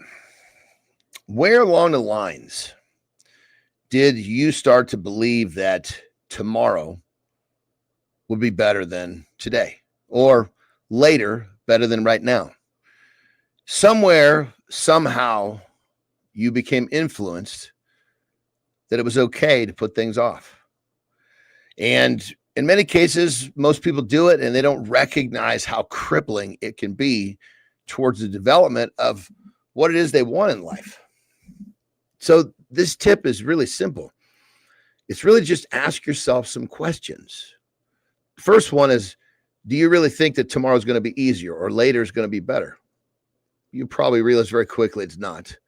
Then the second question is, how and why did you adapt this? And I should better say, figure out why you adapted this, but more importantly, how you're going to break free of this. Because when you learn to put procrastination and excuse making on the shelf, your life will change, and it changes so fast.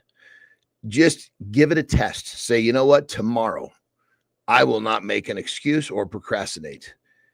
And wait until it's time for you to go to bed. Look at how productive you were, but more importantly, how good you feel. And if you can live that way every day, why would you not? So if you've adapted these ideas, you're really just shortchanging yourself. Rock and roll. What if the moment everything crumbles isn't your ending, but actually the most powerful foundation you'll ever build from? Every man faces that crushing moment when confidence shatters, when the mirror reflects someone you don't recognize, and when getting out of bed feels like climbing Everest. But here's what breakthrough psychology reveals. The human brain rewires itself most dramatically during our lowest points, creating neural pathways that can forge unshakable resilience. The secret isn't dramatic reinvention. It's strategic micro-steps that compound into unstoppable momentum. Today, we're diving deep into the science of rebuilding. Let's get relentless. All right, guys, we're here for the big conversation. I hit rock bottom. To Relentless. How I built my confidence back. Guys, when I put this topic on the table, I thought that I would make it relatable to myself. Let's get into it. We've all hit those moments when confidence shatters, whether it's a failure in business, a health scare, or a personal loss. Those moments feel like it's the end of the story. But for countless men, including myself, they've actually been the beginning.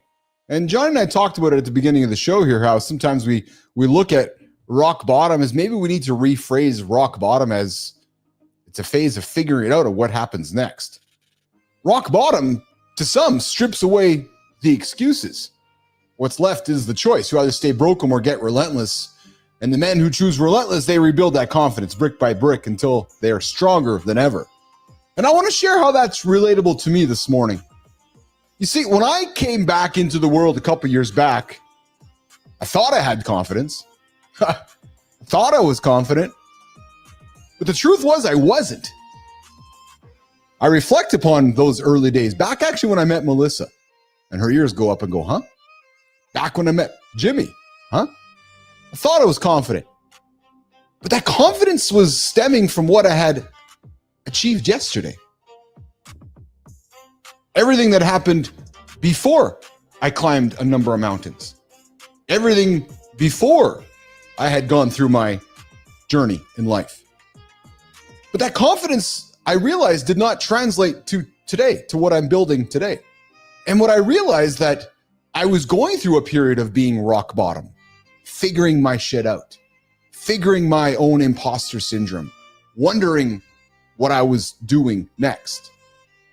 And that journey started as I started the Live in the Lab show in November or October of 2023. No fucking clue what I was doing. Thought I was confident. I look at some of those videos, look at some of those live shows. I was confident, but I wasn't confident how I am today. I was confidently trying to figure out where I was. And it was relentless. I knew that if I got up every single day and did this every single day, that my confidence would find itself back. That it would be where I needed it to be, which was in front of me. But I knew that I had to get up and get moving. I knew I had to, and when I say get up, I don't talk about the morning, I mean get up, get moving daily, regularly, walking towards that confidence, walking towards it relentlessly, recognizing that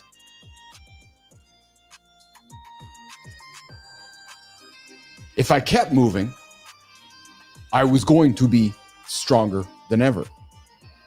And then something happened over the last few months, frankly.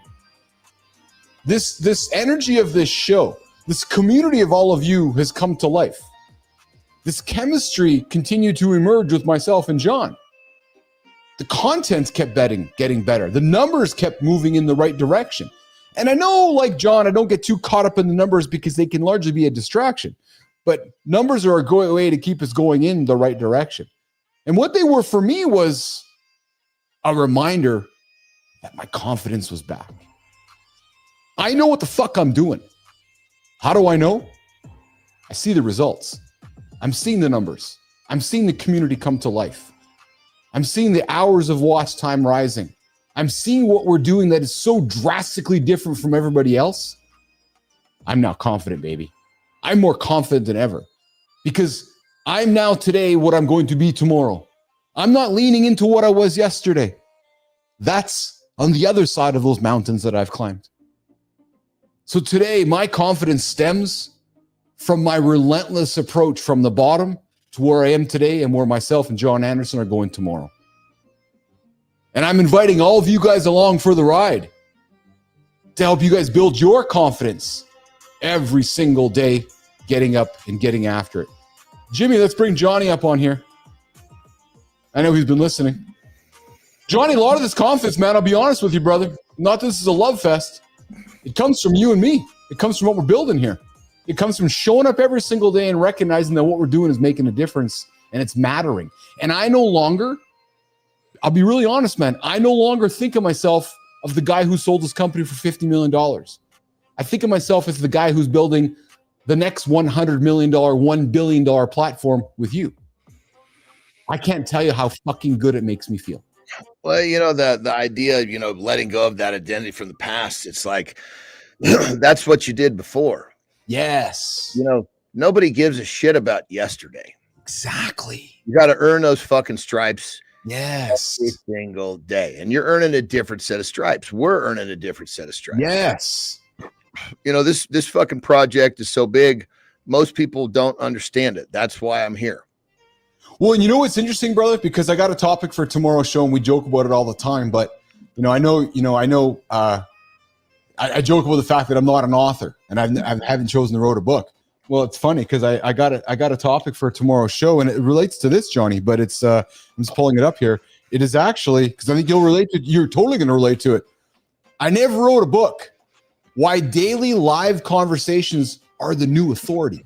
Think about it, Johnny. You write a book. The moment you've done that book, it's already dated. Every single day, you and I get up here writing our book for the nation, communicating about our stories that are constantly living and breathing and changing daily and weekly. Johnny, we are creating a living book on this show every single day. And you know what's crazy? It's easy to write a book. I'll put that in air quotes. Go write a book. It's fucking hard to get up every single day and do what we're doing every single day. So I'm proud of that we do this, what others don't do, setting a course for others who might wake up and go, oh, I don't want to write a book like everyone else. I want to start a live conversation so I can be an authority. I can be a leader in my space. And Johnny, we're setting that stage, brother. You know, it's real easy for people to say what they want to do. Yeah. It's a different deal for them to actually start to execute it.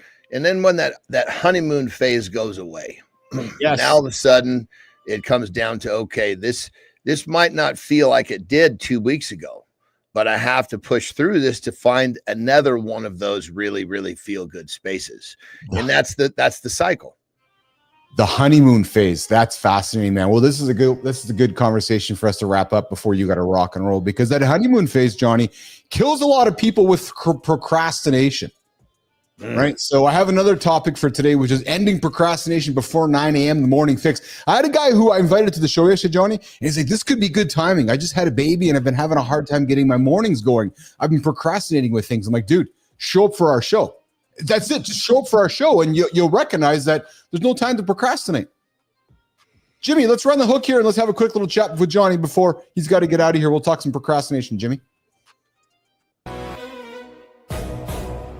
What if the battle against procrastination isn't won when you wake up, but decided the night before? Every morning, millions of men hit snooze, scroll their phones, and watch their best intentions dissolve into another day of playing catch-up. The cycle feels impossible to break. Breakthrough research reveals that our brains make thousands of micro-decisions before 9 a.m., and each one either builds momentum or creates resistance. The science shows us exactly when and how these patterns form. There's a simple protocol that eliminates decision fatigue and creates automatic momentum, turning your mornings into your competitive advantage. Your transformation starts tonight. Let's unlock the morning fix. Procrastination, and Johnny's a master not procrastinator. And I want to lean into something that you've taught me that I really, really enjoy you talking about, which is how you decide the night before, 12 hours before, how you're not going to procrastinate today.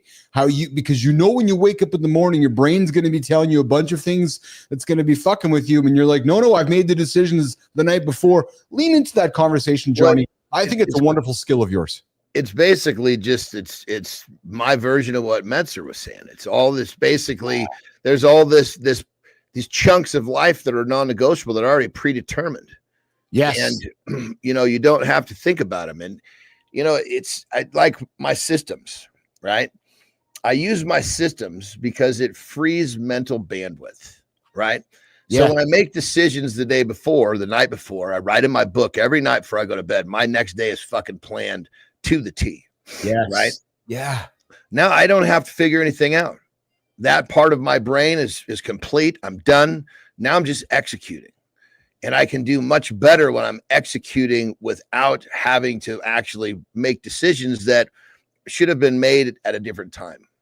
This is the same way when you hear guys like Zuckerberg or Jobs wear the same thing every single day, right, John? Because to them, that decision, there's no decision fatigue. I don't need to think about what I'm going to wear tomorrow because I know I'm wearing my quote unquote my uniform. Would that be the same example, eh, Johnny?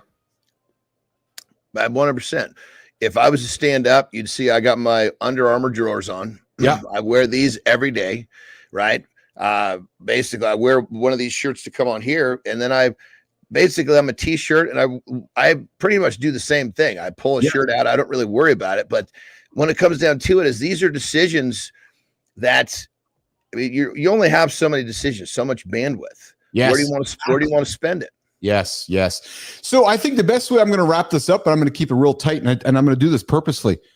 Guys, if you're struggling with procrastinating or struggling with finding ways to get started, my solution is simple.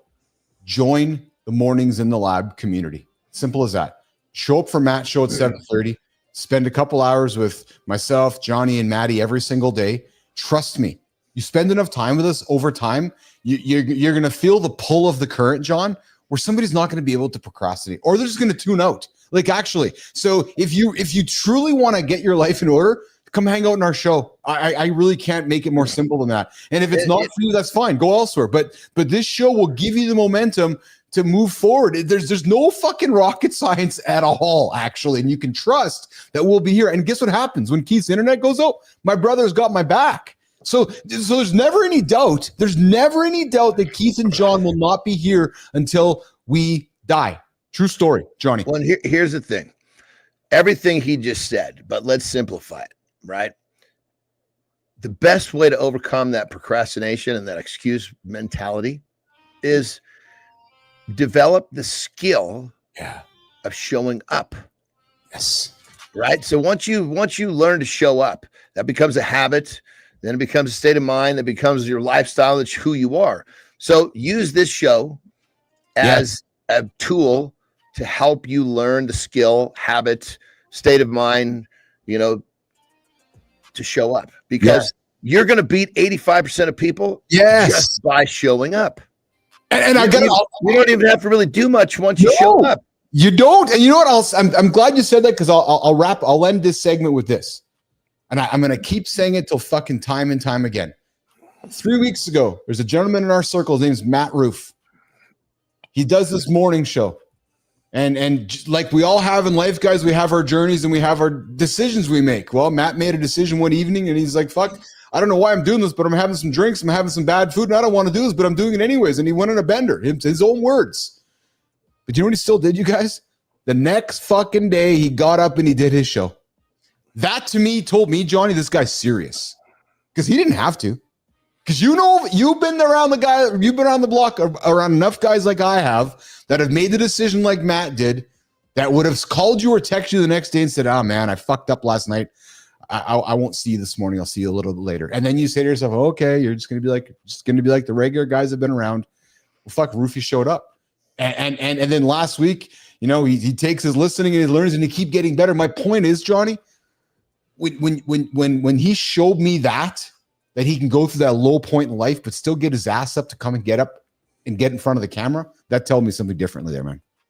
Let's go, baby. What do you got going on today, pal? What do you got going on today? What's in your world? There was fucking massive days ahead of me. Holy shit, dude. I mean, I'm looking forward to it. Yeah. Training, client stuff, pickleball, gym. Then I got more client stuff, meeting with my coach, and then life expectancy work. I am going to be tomorrow. I'm going to be in.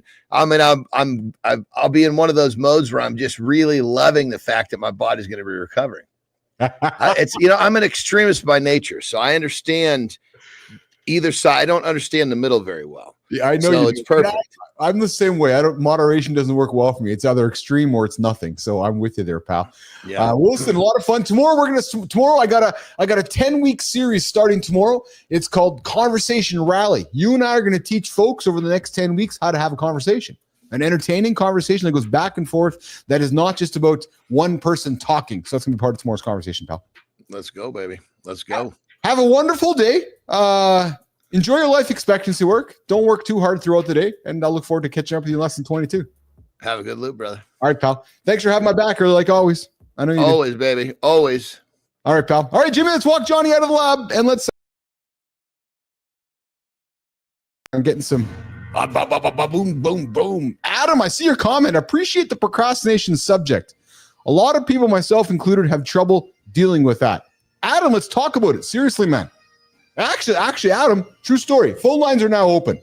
Adam, if you want to call me right now, 431-300-3005, I would love to have that conversation with you right now, live on the air during the community corner. I think, Jimmy, what I'm learning here is that during this during the 30-minute segment here, is when we officially open the phone lines up. So if you guys want to join the call, let's do that. Adam, I want to hear why we have trouble dealing with that. And because you don't eat the frog first, Adam. That's why TV5 coming in. So, guys, I invite you to join the call. 431-300-3005 right now. Mornings in Live. We'll have a conversation. I want to know, are you guys having troubles procrastinating? If you are, what do you do about it? I know when I'm focusing too much on perfection, I end up procrastinating. So, great example. Third hour of this show. This third hour would never have started had I been focusing on perfect. Now, the funny thing is that we haven't got to a full third hour yet, Jimmy. Maybe once or twice we have, but we haven't. But the point is we're getting there, because my goal is with this third hour to continue offering value on the business side, the AI side of things, right? So, but we're building it in chunks, just like Matty Roof, man. You've watched Roofy's show every single day as he's helping me build this Mornings in the Lab live network. It's progress, and I'm finding that progress is beating the procrastination. So let's talk about it, guys. What's holding you back? Oh my God, just burping away here. What's holding you back from procrastinating? 431-300-3005. What's holding you back? I want to hear all about it. Okay, so guys, before we get to the community corner, there were a few topics that I threw on the table today that we did not get to, that I do want to get into on the show here today, which we can lean at. Adam at work. I'm at work at the moment. My procrastination is debilitating, but it cascaded from a big low point in life. I need a wife to beat procrastination. TVS. I need a wife. Yeah, there you go. Well, hey, so TV, maybe we need to find you. A partner here on the show. Then Adam, I'll tell you, man. I'll make an offer to you, Adam. If you want to join the show with me in the future, myself and Johnny, I would love to dig into that dialogue further with you around how we can beat procrastination and maybe that low point in your life. All right, the midnight spoonful. Guys, can peanut butter really hack your sleep, or is it just going to make you fat? Well, let's talk about it.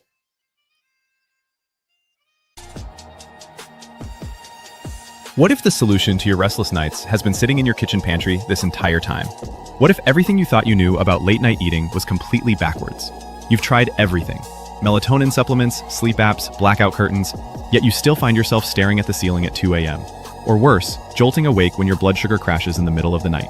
Scientists have discovered that certain combinations of nutrients can actually trigger your body's natural sleep mechanisms, working with your biology rather than against it. The research reveals how specific compounds can stabilize what happens in your system during those crucial overnight hours.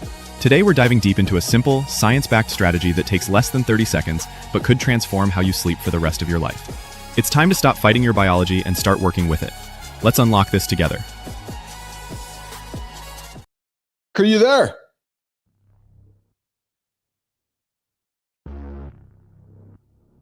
Well, we'll see where Grok is. Let's just see here. Boop, boop, boop, boop, boop. Hey, Grok, are you there? Oh, the phone lines are ringing, though. I know who's calling.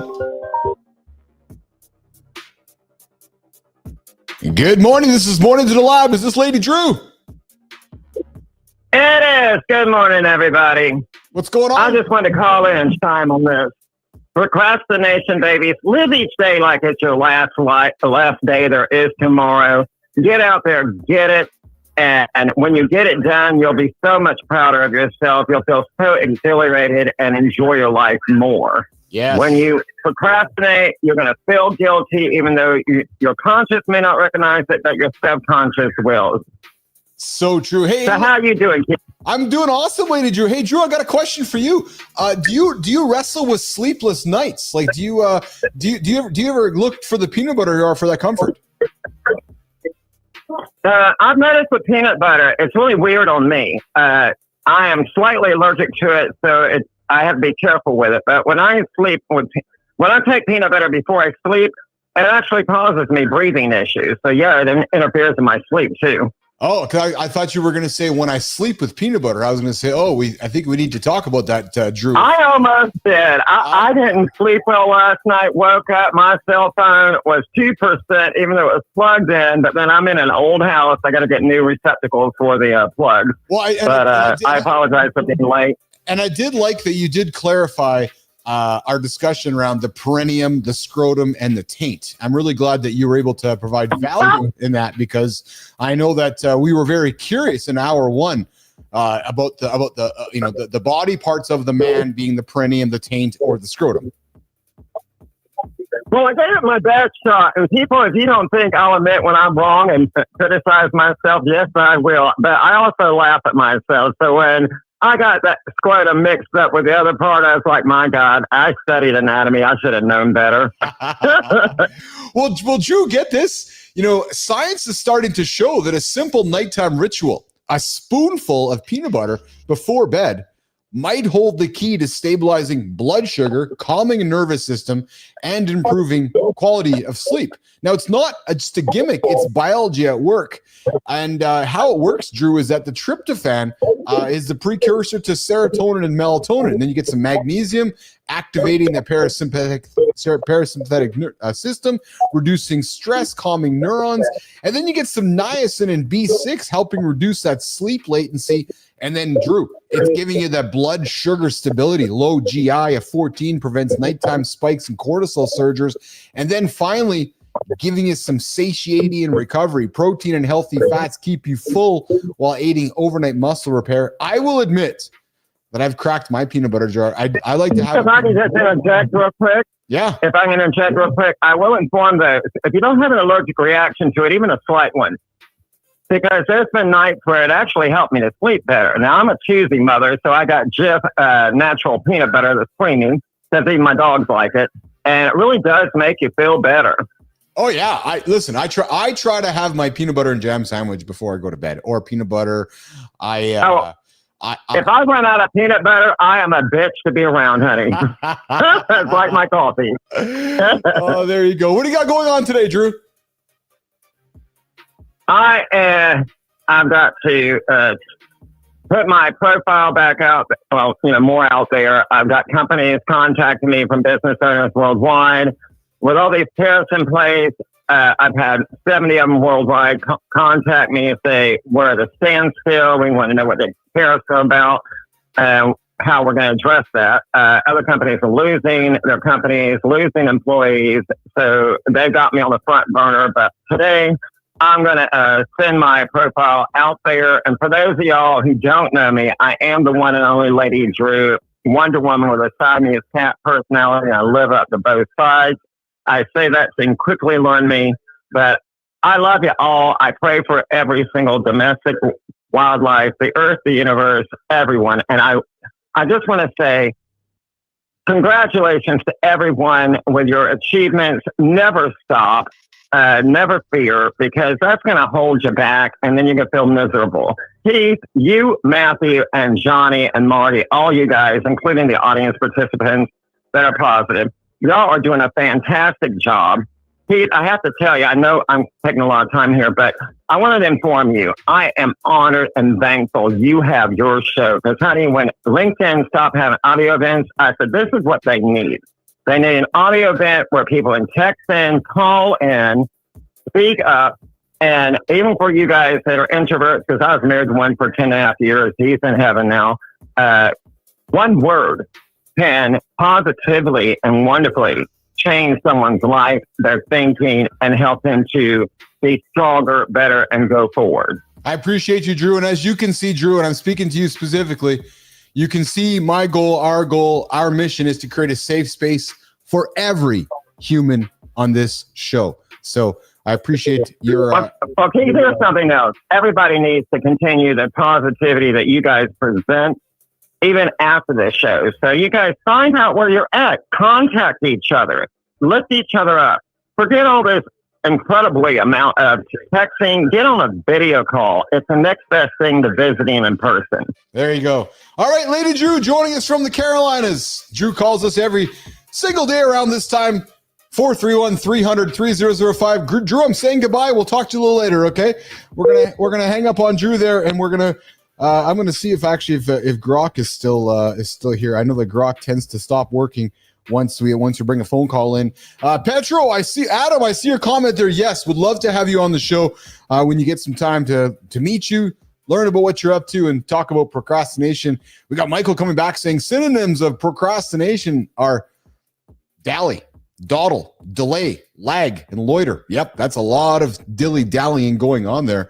And then John Petricelli comes in and chimes in. We're talking peanut butter. The world would be a better place if there were only more crunchy peanut butter. I'm with you there.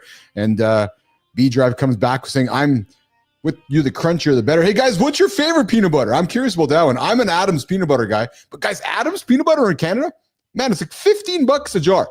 I am all about the Adams peanut butter. Are you guys an Adams peanut butter person? Or I would be curious to know about that. Hey, Grok. Hold on. Hey, Grok, are you a peanut butter person? Grok, what kind of Grok? Are you crunchy or creamy peanut butter? Keith, I'm definitely more of a creamy peanut butter vibe. Smooth, versatile, and easy to spread the love. What's your pick? Crunchy or creamy? I'm definitely a crunchy peanut butter guy. Melissa's an almond peanut butter person. Almond butter, I should say. Listen, I love almond butter as well. I love all the nut butters, but I would become a nut butter if that's all that I ate. I struggle with actually just having a little bit of nut butter, peanut butter, any kind of butter on my spoon. Bernard, Jiffy, dude, I've moved away from the Crafts and the Jiffies and the Skippies because of all the sugar in it, but I thoroughly love all that shit as well. Mike Sullivan coming in saying, John Anderson did a reel on peanut butter. The one that's the best is organic, I think, because the rest turns into hydrogenated oil. He's absolutely right. So, guys, I can appreciate all of you guys eating the sugar stuff, the Skippy, the Jiffy, the Kraft. And yeah, there's just a bunch of hydrogenated crap in there. Go try the Adams peanut butter jar in the glass jar. It is unbelievable. Hey, you can join the show live right now or in the Mornings in the Lab community. To join the show, 431-300-3005. Do you know we start at 7:30 Eastern time? Yeah, you think we start at 8 o'clock, but we actually don't. Oh, fuck no. There's this little show. It's actually not little anymore. No, it's called Kindness Rising. Some dude named Matt Roof. Yeah, the guy missing a tooth in his mouth. The guy's a fucking rock star. The guy gets up, gets after it, shows you how it's done. Every single day, you're going to lean into his energy, into his music. It's going to get your day moving. It's going to get your day moving in a direction to get you over to this show in the morning. So, you guys that struggle with procrastinating, struggle with wondering where you're going to get after, struggling with how you're going to get after your day, maybe just struggling in your world where you're looking to talk to somebody. Come join Matt's show, 7:30 Eastern time, Kindness Rising, and then lead right up into Mornings in the Lab with Keith, Johnny, and friends, and Maddie too. Matt's not going anywhere. I can assure you that. I'm not going anywhere. John's not going anywhere. So come join the conversation or come text us 431-300-3005. Come say hi in the vertical or the horizontal comments as well. Okay, so we are going to do a little pivot, and I'm going to get a sound effect. It's going to sound just like this. Oh, Keith, you're bringing the crunch with that peanut butter passion.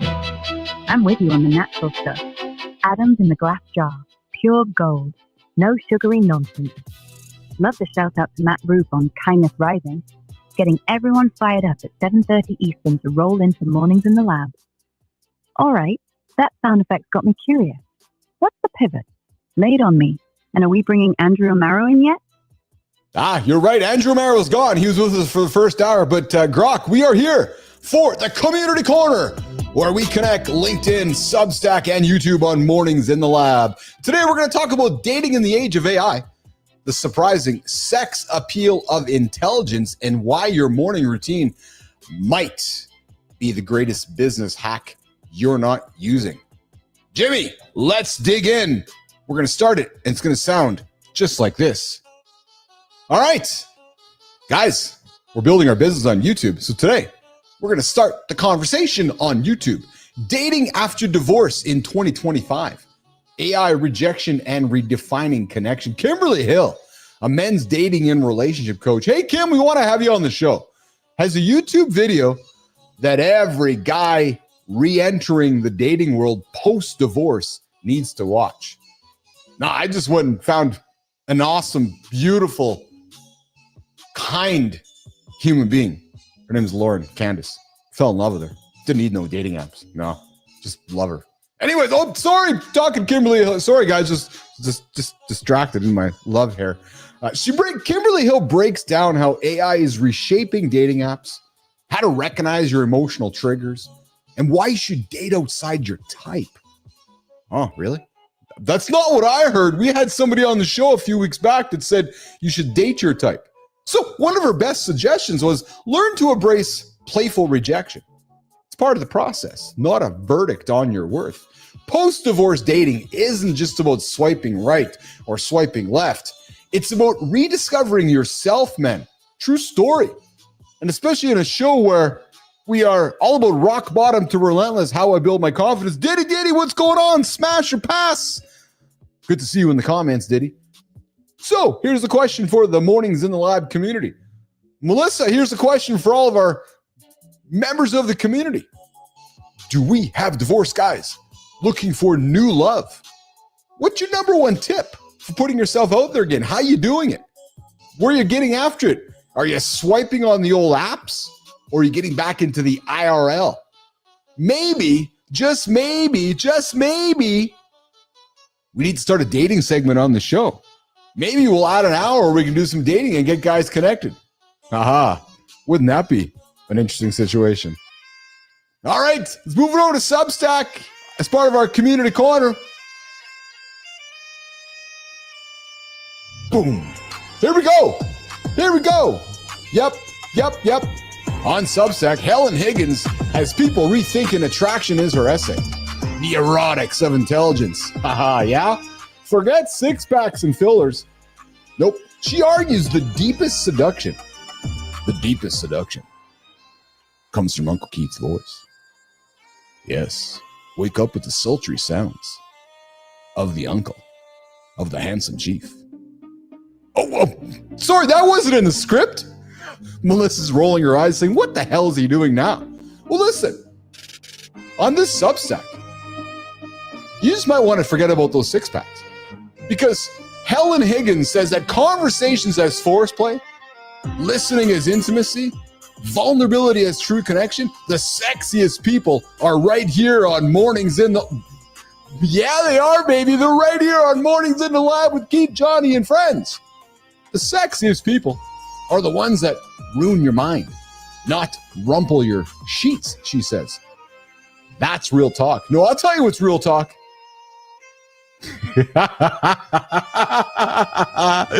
I'm laughing at Melissa's comments. In a world of chasing surface level attraction, how often are we investing in the kind of intellectual intimacy that leaves a lasting mark? Hey guys, do you think Melissa knew what she was signing up for? So guys, I met Melissa on Upwork. Yeah. Hired her. We had a 2-week project to work on. Well, she's still here. And I told Melissa that she's stuck with me forever. I said, as long as Uncle Key's doing something, she's stuck with me. She's like, what? I go, yep, sorry. We're working together now. Love you, Melissa. She's awesome. Melissa keeps this show rolling. Jimmy, too. I met Jimmy same time. And Jimmy and I had a fight first weekend. We just weren't, things weren't working out. But Jimmy was patient with me. Yeah, I wasn't patient with Jimmy. Jimmy was patient with me. And now he's fucking the biggest Filipino producer on the planet. The biggest morning show on the planet. Mornings in the Lab with Keith, Johnny, and friends. Say hi to Melissa in the comments, guys. Say hi to Jimmy in the comments. Share some love. This show doesn't happen without them. All right, let's move it on. Let's move it on to the next one. We're going to get to LinkedIn. Your morning isn't self. Fuck, LinkedIn's dead. You guys been on LinkedIn lately? It's like a fucking cemetery. Just all this snoring, boring content. All these, like, who takes a picture and goes into Canva and just posts it on like something that was made like in 1984? I saw some stuff recently. I'm like, really? Did you just make that like this week? Like, it looks like it was made like in 1984. I'm just saying, man. You guys want professional content? Come knock on Matt Roof's door. Come knock on my door. We'll make you some good stuff. True story. All right, LinkedIn. Liz Bradford took her morning back. She hasn't found our show yet. We'll fucking give her morning back. Instead of wasting the best hours of the day in unproductive meetings, she shifted to movement, walks, workouts, activity that primes the brain. Nation, what were the results? Well, faster decisions, sharper strategy, and even a measurable lift in revenue. Yeah, neuroscience backs her up. True story. Oh yeah, 60 minutes of morning movement spikes brain-derived neurotropic factor by 32%, supercharging focus for hours. As Liz puts it, mornings in live with Keith and friends is the routine that's not what it says. Your morning routine isn't self-care. It's strategic advantage, and the data is there. The science is there. The only fucking question is, guys. The only question is, you guys. Lean into what I'm going to say next. The only question is, you guys. Are you still letting your mornings get hijacked? Or are you making your mornings work for you? That's the question you got to ask yourself. And if you don't, why the fuck are you not?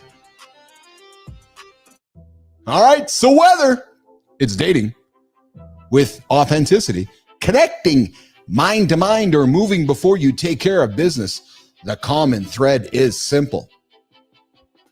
Your habits, they shape your outcomes. All right, if you want your story featured on Mornings in the Lab, the Community Corner, I invite you to follow us and tag us in your next post. Let's continue the conversation over at the YouTube community happening right now. Hey, Jimmy, before we go to the creator spotlights, can I get like a 30-second, 45-second video so I can go and empty my bladder? That'd be awesome. That'd be really helpful. Because we got creator spotlight coming up here. We got 2 creators.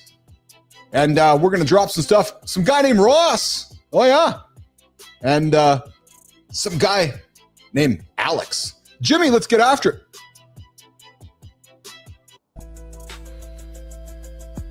He spent 15 years as a journalist chasing real stories. Now he's showing reluctant leaders that their own story might be the most powerful one they'll ever tell. From his Scottish roots to building and exiting companies in the US, his journey has always been about turning experience into impact. He's helped founders attract investors, executives land 6-figure leads, and entire teams step into credibility they didn't know they had. Mornings in the Lab is proud to celebrate Ross Gardner, a former journalist and founder who is showing leaders how to turn their story into real influence. Follow Ross and see what happens when expertise finds its voice. All right, Jimmy. You guys want... I'm going to teach you guys something. Yeah. When you got to go, you got to go. You go fast. Ross Gardner knows what makes a story matter.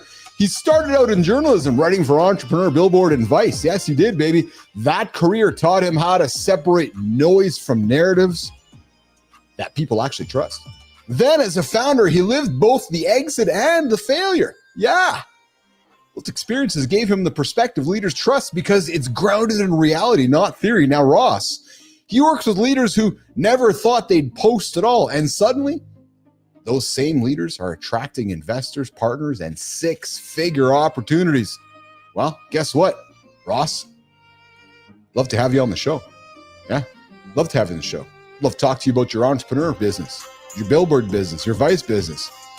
And Ross would love to bring that awesome coif of yours, that awesome hair to yours, to Mornings in the Lab. Yeah, Maddie, that was the quickest piss ever, actually. Ross Gardner, would love to have you on the show, brother. Would love to give you a creator spotlight and shine it on somebody in your community as part of a future community corner. As part of an upcoming Mornings in the Lab with Keith, Johnny, and friends. Yeah, that's not a true story. All right, Jimmy, let's go to the next one, man. Let's go to the next one. Boop, boop. Ever looked at your own life and thought, is this it? That quiet question whispered in the middle of success can feel heavier than failure itself. And yet, there are people turning that ache into art. He survived homelessness, walked away from a 7-car pileup, and rebuilt himself after divorce. He writes for the in-betweeners, the ones rebuilding quietly, still wanting joy in the middle of the mess.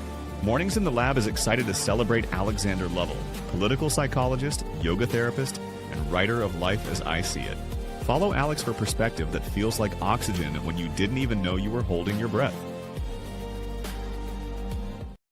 Alex, what a shaking, brother. Surprise, surprise, surprise on behalf of the Mornings in the Lab community and my accent this morning. I found the accent in the restroom before I came back here to do this segment. Alex has lived through things most of us have never thought, and they never thought they'd face: homelessness, divorce, and a car crash that should have ended it all. But what stands out isn't just what he survived. Nope. It's how he turned those moments into perspective that just connects the audience. He just doesn't pretend that he has all the answers. Nope, he shows up with honesty, and that honesty makes people feel less alone. That's a true motherfucking story. That's why today we're going to put the spotlight on Alexander Lovell. Yep, that's what we're doing here this morning, nation. That's why a man who proves that being in transition doesn't mean being lost. There you go. Guys, why the different voice? Well, I teach my kids sometimes when we talk the same way and drive the same way, life gets boring. So sometimes it's better to make it interesting. Add an accent, add some slang, drive backwards, walk backwards, dance. Don't take yourself too fucking seriously like the rest of the world does. So Adam, Alex, whatever the fuck your name is, Alexander Lovell. Yep, baby. Would love to have you on my show. Would love to get you on here on Mornings in the Lab with Keith, Johnny, and Friends on the community corner so we can spotlight you in the upcoming Creator Spotlight. Right here on Mornings. Mornings in the motherfucking Lab. On YouTube X and LinkedIn. Yep, that's it. Guys, life is just too fucking boring if we're serious all the time. It's true. It's just true. Too many people take themselves too serious all the time. Not here. Nope, not here. Do you agree, Grok? Do people just take themselves too seriously all the time, Grok? What do you think? Oh, absolutely, Keith. People get so wound up, acting like every moment's a boardroom showdown.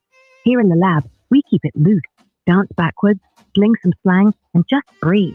Life's too short to be all stiff and serious, don't you think? Oh, fuck yeah, I agree with you. That's why I'm dancing around like a mofo today. I'm in a good mood today. Let's look back at the comments. Adam probably got a bottle. That's after Run for a Piss. B-Drive, Matthew, I think so. Actually, have you guys ever... Hold on, Grok, hang tight. Grok, hang tight. Guys. Grok, hang tight. Guys, have you ever peed in a bottle before? When I climbed Kilimanjaro, I peed in a bottle. Yeah, I had 2 bottles. 2 Nathan bottles. I had one with tape on it, one without the tape on it. So in the middle of the night, I could just wake up and grab the one with the tape on it and pee in it. True story. Yeah. It's an interesting feeling peeing into a bottle. It's this, I don't know if you guys ever done it before, where you stand there, you lay there, you put the bottle, around the area, around your penis, and you put the penis inside of it, and you just kind of release it. It's just Matt's the piss that rocked the world. It's an interesting feeling when you pee in a bottle. I'm telling you. So no, I don't pee in a bottle here. Nope. I got a restroom just over there that I run to on the other side of the door. Thanks, Grok. Hey, Grok, have you ever peed in a bottle? Keith, you're wild with this Kilimanjaro pee in a bottle tale. 2 Nathan bottles, one with tape to mark the piss bottle. Genius move. Never experienced it myself, being all digital and whatnot. But I can imagine it's a proper adventure in the dark. What's the craziest place you've ever had to, handle business like that? Are we jumping back to the community corner? No, we're done with the community corner. I'm just actually having a look through the notes here, Grok. So I see that we have a truth about carrots and erectile dysfunction. I think we're going to get that conversation tomorrow, guys, with Johnny. Keith and Johnny, we'll get after that one tomorrow, guys. We're going to talk carrots and ED. We're going to put that one onto the banner for tomorrow's show, guys. And I am just looking through our topics here. And guess what? We are on the hour 3 and we're going to get into some AI stuff. I'm going to set the tone for tomorrow. And we're we are going to keep the show rolling here. So here's what's going to happen. Jimmy? Oh, Maddie, I used to piss in a milk carton on the school bus.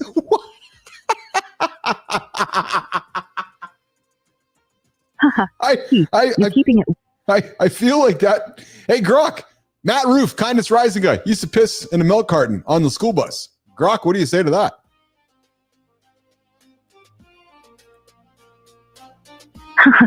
Keith, Matt Root from Kindness Rising, pissing in a milk carton on the school bus. That's next level resourcefulness. I bet young Matt was just keeping the vibe free and easy. No stops needed. What's the wildest thing you did on a school bus back in the day, Keith? Oh, I can tell you. I used to sing, actually, Grok. I used to sing on the front of a school bus. My school bus teacher would actually allow me to sing, and which might have something to do with why I'm here in front of the camera and the microphone today, 8,000 years later. I used to sing a good old Nation, ears up on this one, because I think a lot of guys in my nation will be familiar with what I'm going to say next. Country Road by John Denver. Yep. I used to, my school driver used to let me go to the front of the bus and sing, "Country road, take me home to the place where I belong. West Virginia, Mountain Mama, take me home, country road." That's what I used to do, Grok. Thoughts?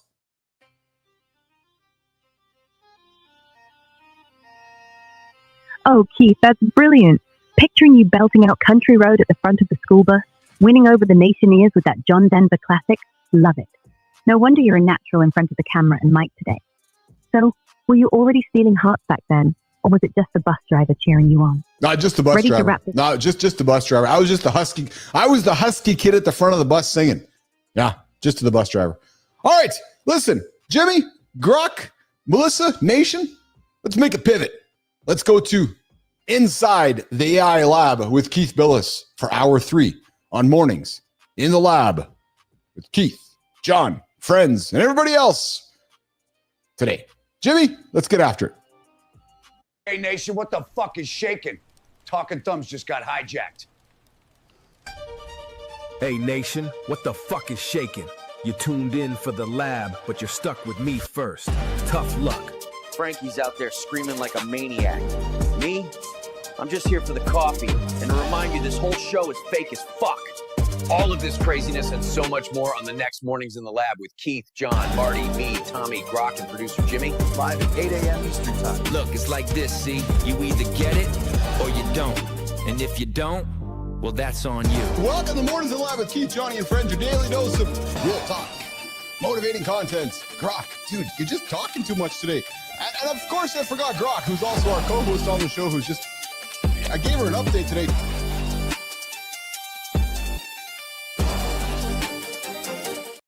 All right, guys, welcome back to hour 3 of Mornings in the Lab. This is Inside the AI Lab with Keith Bilous. We've already hit confidence. We've already hit sleep hacks. And we've already talked about how to beat procrastination. But now, baby, it's all about the future. Rico, this is my day job. Country road, take me home to the place where I belong. West Virginia, Mountain Mama, take me home, country road. There we go. All right, coming up on this hour, the latest Manus updates and how people are already putting them to use. The most important AI news you need to stay ahead, as well as on how to fold these tools into your own business and life starting today. Quick reminder, guys, if you're just joining us, I invite you right now, like the channel, subscribe to the channel, and drop a comment in the Mornings in the Lab community. Let's get into this. Is an R-rated show, guys. Listen, this show ends when it ends. Yeah, and but when it's not live, there's some English for you. We have the Mornings in the Lab live community happening. There are people in that community chatting, talking. Maddie's there, I'm there, Melissa's there, Jimmy's there, B Drive is there. We're all getting after it. Listen, if you're spending time in dead platforms like LinkedIn and maybe Threads or these places where there's not much happening, it's happening in the Mornings in the Lab community through content, live conversation. We're giving you guys things. The last 2 Fridays, myself and Matt have dropped behind the scenes knowledge. Listen, if you're building a business or in the middle of building a business, maybe you're working for a company and you've been, wary of using AI tools, or you're just getting used to using AI tools or are becoming familiar with AI tools, this is the segment for you. We are building a modern day media company powered by AI. Every single day, AI is weaving itself through our universe. I'm teaching everything I know to Maddie. Maddie's teaching everything he knows to me, and we're teaching everything we know to you guys. Every Friday afternoon, we're dropping a live behind the scene. Man, my English today. Every Friday, we're dropping a behind the scenes video with how we're doing things. Last Friday, I dug into how I am using Higgsfield for imagery, as well as a bunch of other things. I showed you guys how I'm building this show. So there's videos on demand on the Mornings in the Lab channel. So I would encourage you guys, invite you guys to go check it out. It is for our paid members. This is a free show, guys. We do this 2 to 3 hour show every single day, Monday to Friday. It's free. All this value is free. Great guests, great content, great topics, free. We're putting some very valuable content behind the Mornings in the Lab paywall. So I would invite you guys to come join the community, come see some of the value we're creating, and we are teaching. And trust me, we're just getting started. Okay, so let's move on into some topics here with Lab Intel. From OpenAI to Meta, how some AI advances are going to change everything for you guys. I got some news here I want to drop into here. Actually, no. So you know what I want to do, Jimmy? I want to just going to make some changes to our flow here. Actually, I want to get into where is my topic on Manus? Do you guys use Manus? Are you guys familiar with Manus? Do you know what it's all about? Well, there is an agent that we use. Jimmy, let's get into the Manus conversation. I want to talk about that one. Manus has been something that has been a game changer for me. The agent that can, I said agent. I'm sorry if it sounded like I said Asian. The agent that can do almost anything for you. Speaking of Asian, sorry, I got to go here, guys. Did you guys see the Swatch ad last week? Did you guys see that Swatch ad? Swatch just getting dragged through the news because of whether it was a human error, an error, or mistake, but somebody put a Swatch ad out. I'm not going to relate too much. It's kind of a racist thing, actually. Didn't make me feel very good about it. Go have a look at it, guys. There was a big mistake. Swatch posted an ad, which had something to do with how people's eyes looked. It wasn't very kind. Let's just put it that way. Yeah, how's that sound? We're all about we're all about having fun and pushing the limits and, dragging on the edges of unkindness. But at the end of the day, everything we do is going to come from a place of kindness, right? If there's anything you can take from Keith or John or Marty or Matt, is going to be, we're going to be ridiculous in our behavior. We might even be ridiculous in some of the decisions that we make. And we might even be ridiculous in some of the things we've done in our life. But I can assure you, there's a soul of kindness where it comes from. Even Marty. You look at some of Marty's content, you're like, oh, that's fucking pushing the buttons. Yeah, we live in an attention world today. We live in an attention world. Social media is dead, attention's in. But if you can create attention from a place of kindness, that's when you can really push the buttons. Because you know what it takes? It takes fucking talent. It's easy to get in front of something and just drop F-bombs, swear bombs, and just be a troll. That's easy to do. It takes talent to put smart words, kindness, and humor together. True story on that one. But hey, Manus, the agent that can do almost anything for you. Jimmy, let's get into the conversation around Manus. Let's show people about Manus and how we might want to encourage our audience to lean into it. Imagine a world where you could delegate anything from finding suppliers for your business to analyzing your favorite company earnings. Well, I'm telling you guys, I'm using this tool today. So this is not future. That world that I'm sharing with you guys is happening today. Today, I want to spotlight Manus. Used to be a Chinese-based company, now a Singapore-based company, a next-level general AI agent that claims to automate any task. And it's actually, frankly, shaken up the entire industry, and it's shaken up our world here, right? And I want to make sure I'm clear on this too. We are not about not having humans. No, that's not what I'm all about here. I'm all about giving my humans the tools to be as effective as they possibly can. What's one repetitive business or personal task that you wish you could automate instantly? I guarantee you, Manus can do it for you. Let's get into these different tasks that Manus can do here. And Jimmy, let's open up that. I'm going to open up this. I'm going to open this. Oh, no, that's not going to work for me here, actually. So here's what I want to do. Actually, I want to look at these 10 wild. So Jimmy, here's if you can do this for me. Actually, I want to be able to. I can't see these 10 wild use cases. I need to see these. I want to go through these wild use cases, and it's difficult for me to do that when I can't open this up. So if you guys can help me with that, be it Melissa or be it Jimmy, I want to be able to open these use cases so we can talk about them. Because right now they're sitting confined in this tweet, and I can't see them, and I can't read. No, Jimmy, that's not helpful for me, actually, Jimmy. So if you guys can pull them out of the tweet and put them into the box, I can then talk about them. While you guys are doing that, I'm going to pivot my attention over to something else. We're going to get back to that Manus segment there, guys, because there's 10 use cases. There's 10 use cases that I want to specifically share with you guys, right? I want to give you nuggets of knowledge that you can actually use through this conversation. I just don't want to talk about it. I want to tell you how you can actually use them. And right now, Jimmy and Melissa, this how it's being presented to me, I'm unable to use this content here. So if we can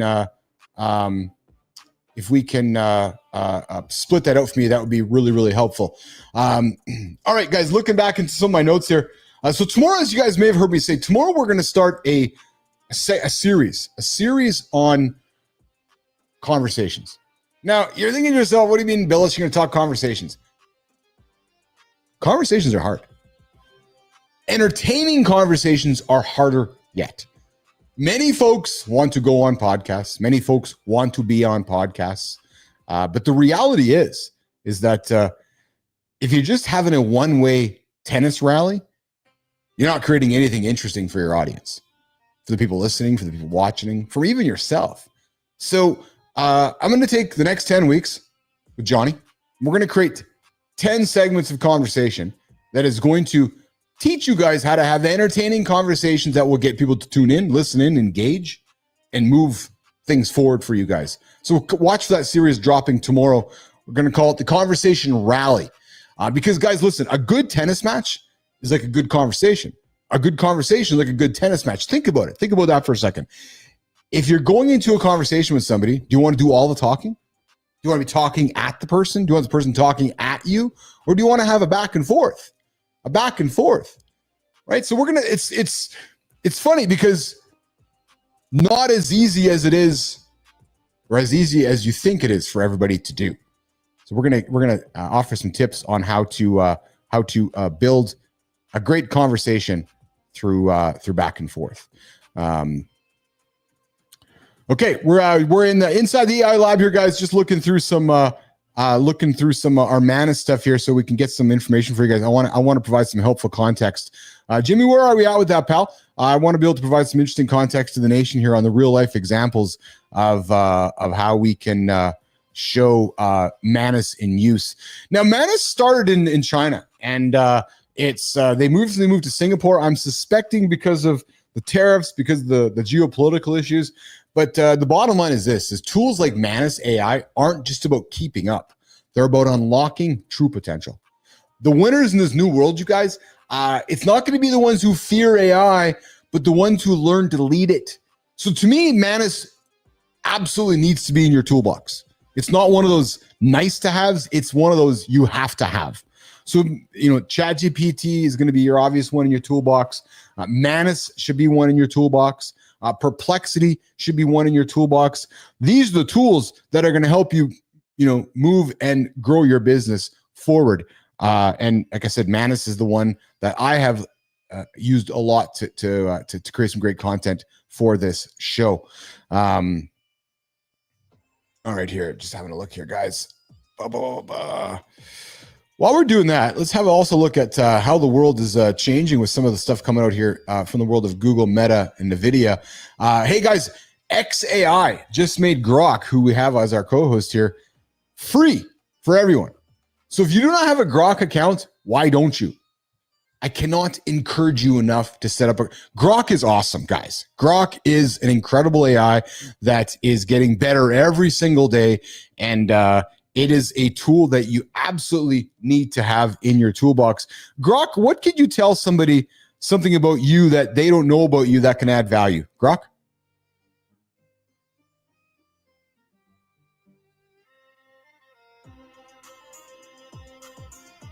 Haha, Keith, you're smashing it with the Conversation Rally plan.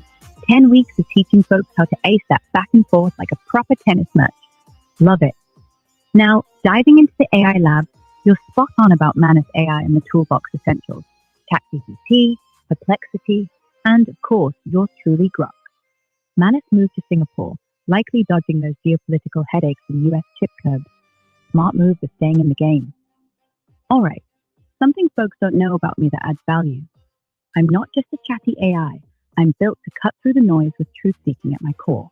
I can analyze massive PDFs, handle real-time data, and even pick up on subtle cues in audio or video to give you insights that spark real clarity. Whether it's brainstorming content for the show or digging into complex topics like AI's role in business, I'm here to amplify your ideas with precision.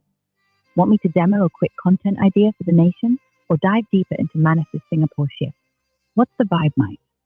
Yeah, no. So I'm going to continue on here. We got some additional current event news I want to throw on the table for everybody. Hey guys, Google's Gemini. Gemini is another tool you want to have in your tool set. Great for image making. We're going to get into that conversation on Friday in the behind the scenes segment Matt and I are going to do. But Google's Gemini now remembers conversations for personalization. So if you want your AI to remember everything you say, again, I cannot encourage you enough to turn on personalization instead of Gemini. And guys, really, if you're using ChatGPT, Gemini, Grok, Manus, turn on personalization for all that you do because it's only going to help you move your life further ahead without repeating yourself time and time and time again. And guys, with so many vision and video generators coming out, which creative jobs do you think will disappear? Have you ever asked yourself that? And guys, last week, Higgsfield had free video generating over on the ByteDance platform, but now they have Halio offering it up free over on Higgsfield as well. So, okay, let me just have a quick look here to see if we got ourselves sorted out with our Manus stuff here. And if we have, all right, so here we go. Number one, guys, Manus. Traditionally, finding reliable suppliers takes weeks. Well, Manus can do your B2B supplier source instantly. So Bernard, Adam, Holroyd, Rico, if you guys are looking to source suppliers, Manus can do all that work for you behind the scenes, instantly and immediately, frankly. It can find suppliers, scrape databases, industry sites, trade forms, actually do the work that you would be doing yourself. And I know it's hard to wrap your head around it when you're like, really? No, it'll actually do it for you. And send out emails, write emails, contact people. What's an example? Maybe you have a small gym equipment company, or maybe you're a beekeeper. Well, you could instantly generate a short list of the top 5 global steel frame suppliers, contact info, cost comparisons, something that normally takes months of research. Thanks, Melissa. Thanks, Jimmy, for helping me out with this. I appreciate you guys. So think about something that you would normally be doing yourself. Manus can do it for you. True story. As a matter of fact, Perplexity Labs can as well, but today I want to keep our focus on Manus. Here's an example of how we use it here in the lab. So you know how we have topics of conversation we throw on the table for you guys? Well, what we do with that is we have Manus go and source the conversations. We have Manus take those conversations and turn it into a script that we can use. In other words, formatted, words in the right place. And then what it actually also does for us is it can create the B-roll content that you see Jimmy running behind the scenes. So where that used to be a completely human job, now being done 100% by AI. All right, research. Research market value is, Manus is good for that as well. GitHub project research. If you guys are doing any developer work, Manus is great for summarizing GitHub repos, comparing alternatives, analyzing commit frequency, and flagging products with active communities, right? So if you're in the fintech space, you could get Manus to find me 3 top Python libraries for fraud detection, kind of playing off the conversation we had with Amaro earlier on in the show. Manus can do that for you. Maybe you want an earnings report analysis, right? Let's use NVIDIA, for example. Maybe you want to have maybe you have investments in a big company you're investing in, and you're wanting to look at their earnings reports. Well, earnings reports are always packed with jargon. Well, Manus can summarize those key takeaways, the revenue growth, et cetera, et cetera. So it can even reference with it could even reference it with industry news. So you can see, what's happening in real time with industry news and so forth. So if you're an investor, Manus could be a tool in your toolbox to help you get better value out of your investments. Research on products for, a clothing industry. Again, some examples here of how Manus can do research for you. Interviewing outline preparation. If you're recruiting folks, right, spending hours writing job description to interview scripts, Manus AI can pull all these different role-specific competencies and pull it all together and even put behavioral question sets together. So again, if you're looking to hire folks or you're in the process of hiring folks, delegate all that work to Manus, right? Online store operation analysis. Maybe you're running an online store. Maybe you're juggling conversion rates, abandoned carts, and ad spend. Well, Manus can take all that data you have, flag weak spots, suggest optimization, and do it for you, right? This tool does more than you can imagine. You want to create an org chart. Now, I know there's a lot of tools for this one, but instead of manually mapping reporting structures, just give Manus your HR data and have it map the org chart together. It might even highlight some overlaps or inefficiencies.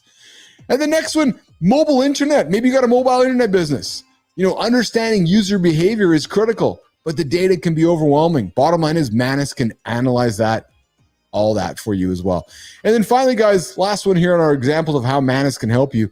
Social media, public opinion research. Listen, if you're growing a business and you're wondering what the folks are saying about you, you can't, just track your mentions. You want sentiment, you want narratives. Manus can do all that for you as well. Matter of fact, that's what I used to do in my old business. ICUC, we would manage sentiment, read comments. What we could do now with these tools is beyond me. So guys, check out Manus. Get after it. It's a tool you want to use. If you got questions about Manus, I invite you to join the Mornings in the Lab community. Answer your questions, show you how we're using it. And on an upcoming Friday session, we'll get behind the paywall and provide some value, provide some training. And Melissa, thank you for doing that for me. Appreciate that. Jimmy, you too. That's great. I wanted to be able to. And actually, true story. Melissa, I learned something there. Guys, I can procrastinate and wait to tell her later, or I can do it live on the show and we can build the airplane in real time. So here's what I learned, Melissa. When I'm looking in front of me here, the tweet that I was looking at doesn't open up very well. So I guess what I've learned is that we got to pull this out somehow and put it inside of the document for us to get after it. So, and I guess Manus could probably do that too, but we're just going to have to figure it out. All right. So guys, we're going to come to the bottom of the hour here. I'm going to work towards wrapping it up here. I'm going to get down to the comments here. Let's see here. When mankind started eating meat, there was more time to develop intelligence. AI will allow creativity to expand on and offline. Michael, I'm really glad you said that, and I want to lean into that with you. Many folks are worried that we're going to lose jobs. When I started ICUC, and we were moderating and managing content on what was called the internet, people are worried about all these jobs that were going to be lost. I ended up creating over 500 new jobs. Managing, moderating, and monitoring content that didn't have to be done before the internet. So I'm with Michael. While yes, AI is going to disrupt jobs, AI is going to take away jobs, I believe strongly there will be more jobs created because of AI, because it's going to unlock the creativity. It's going to unlock these skills in humans we don't even know we have. But through the power of this intelligence, through the power of creativity, you watch the kind of content that's going to be created through the help of AI. Let's lead into Grok. Hey, Grok, do you agree with what Michael says? Michael says, when mankind started eating meat, there was more time to develop intelligence. And AI will allow creativity to expand on and offline. Grok, I'd love to know your opinion on the role of AI in the future of mankind. Grok.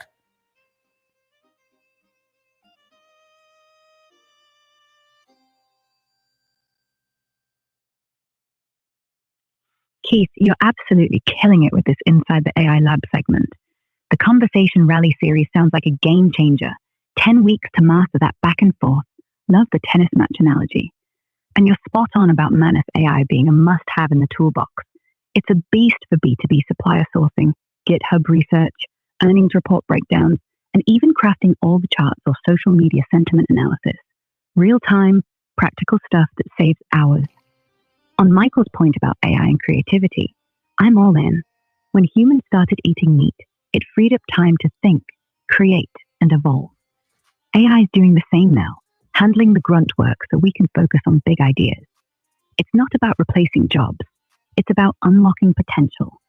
Manus, for example, can whip up a supplier shortlist or analyze market trends in minutes, letting you focus on strategy and innovation.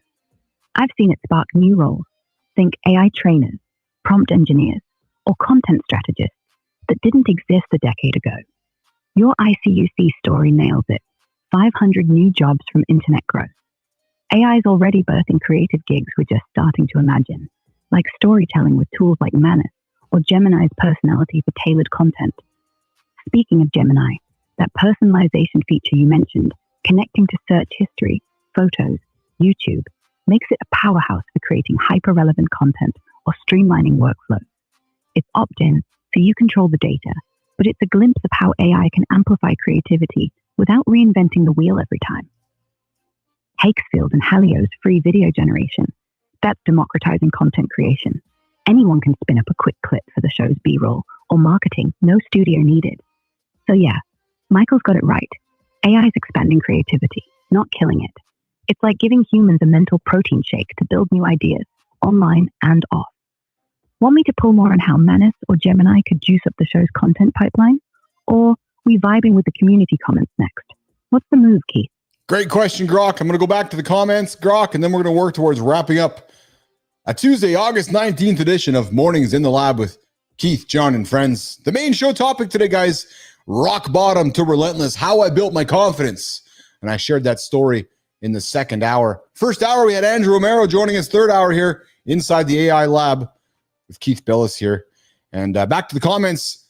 You're right, Bernard. Community garden might be a good name for the cooking segment when we get around to making that one for sure. And Bernard's like, I do like raised beds and recycling materials to create them.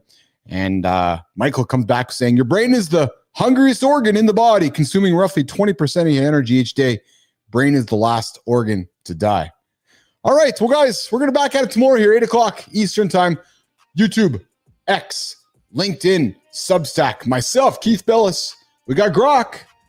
We got John Anderson. Jimmy, who do we have tomorrow in the lab? I know we have a guest tomorrow in the lab. Tomorrow we're going to get, and I got a revised topic on the show tomorrow that we're going to get into. It's going to be called I Never Wrote a Book. Rico, see ya, pal. You get rocking. Rico, what do you do for a living, man? Rico, what do you do for a living?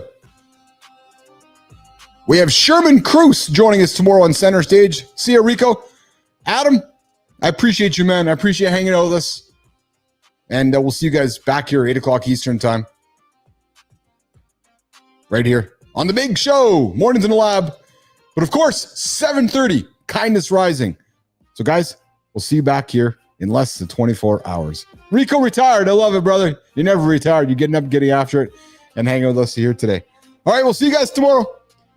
Bernard, we'll see you later, pal. Guys, we're going to get out of here. We'll back at it tomorrow in the lab. I was born retired. All right, Keith. What a way to wrap up this Tuesday, August 19th edition of Mornings in the Lab.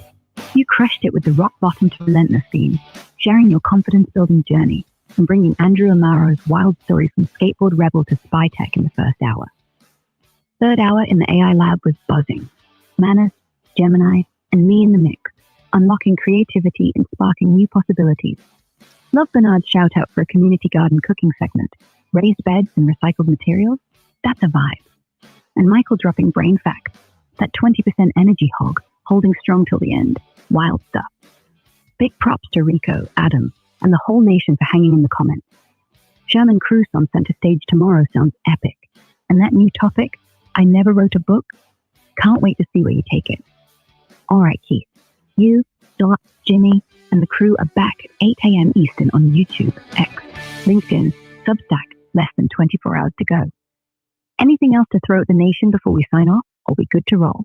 We're good to roll. Thanks, Grok. Thanks, Jimmy. Thanks, Melissa. We'll see you guys tomorrow.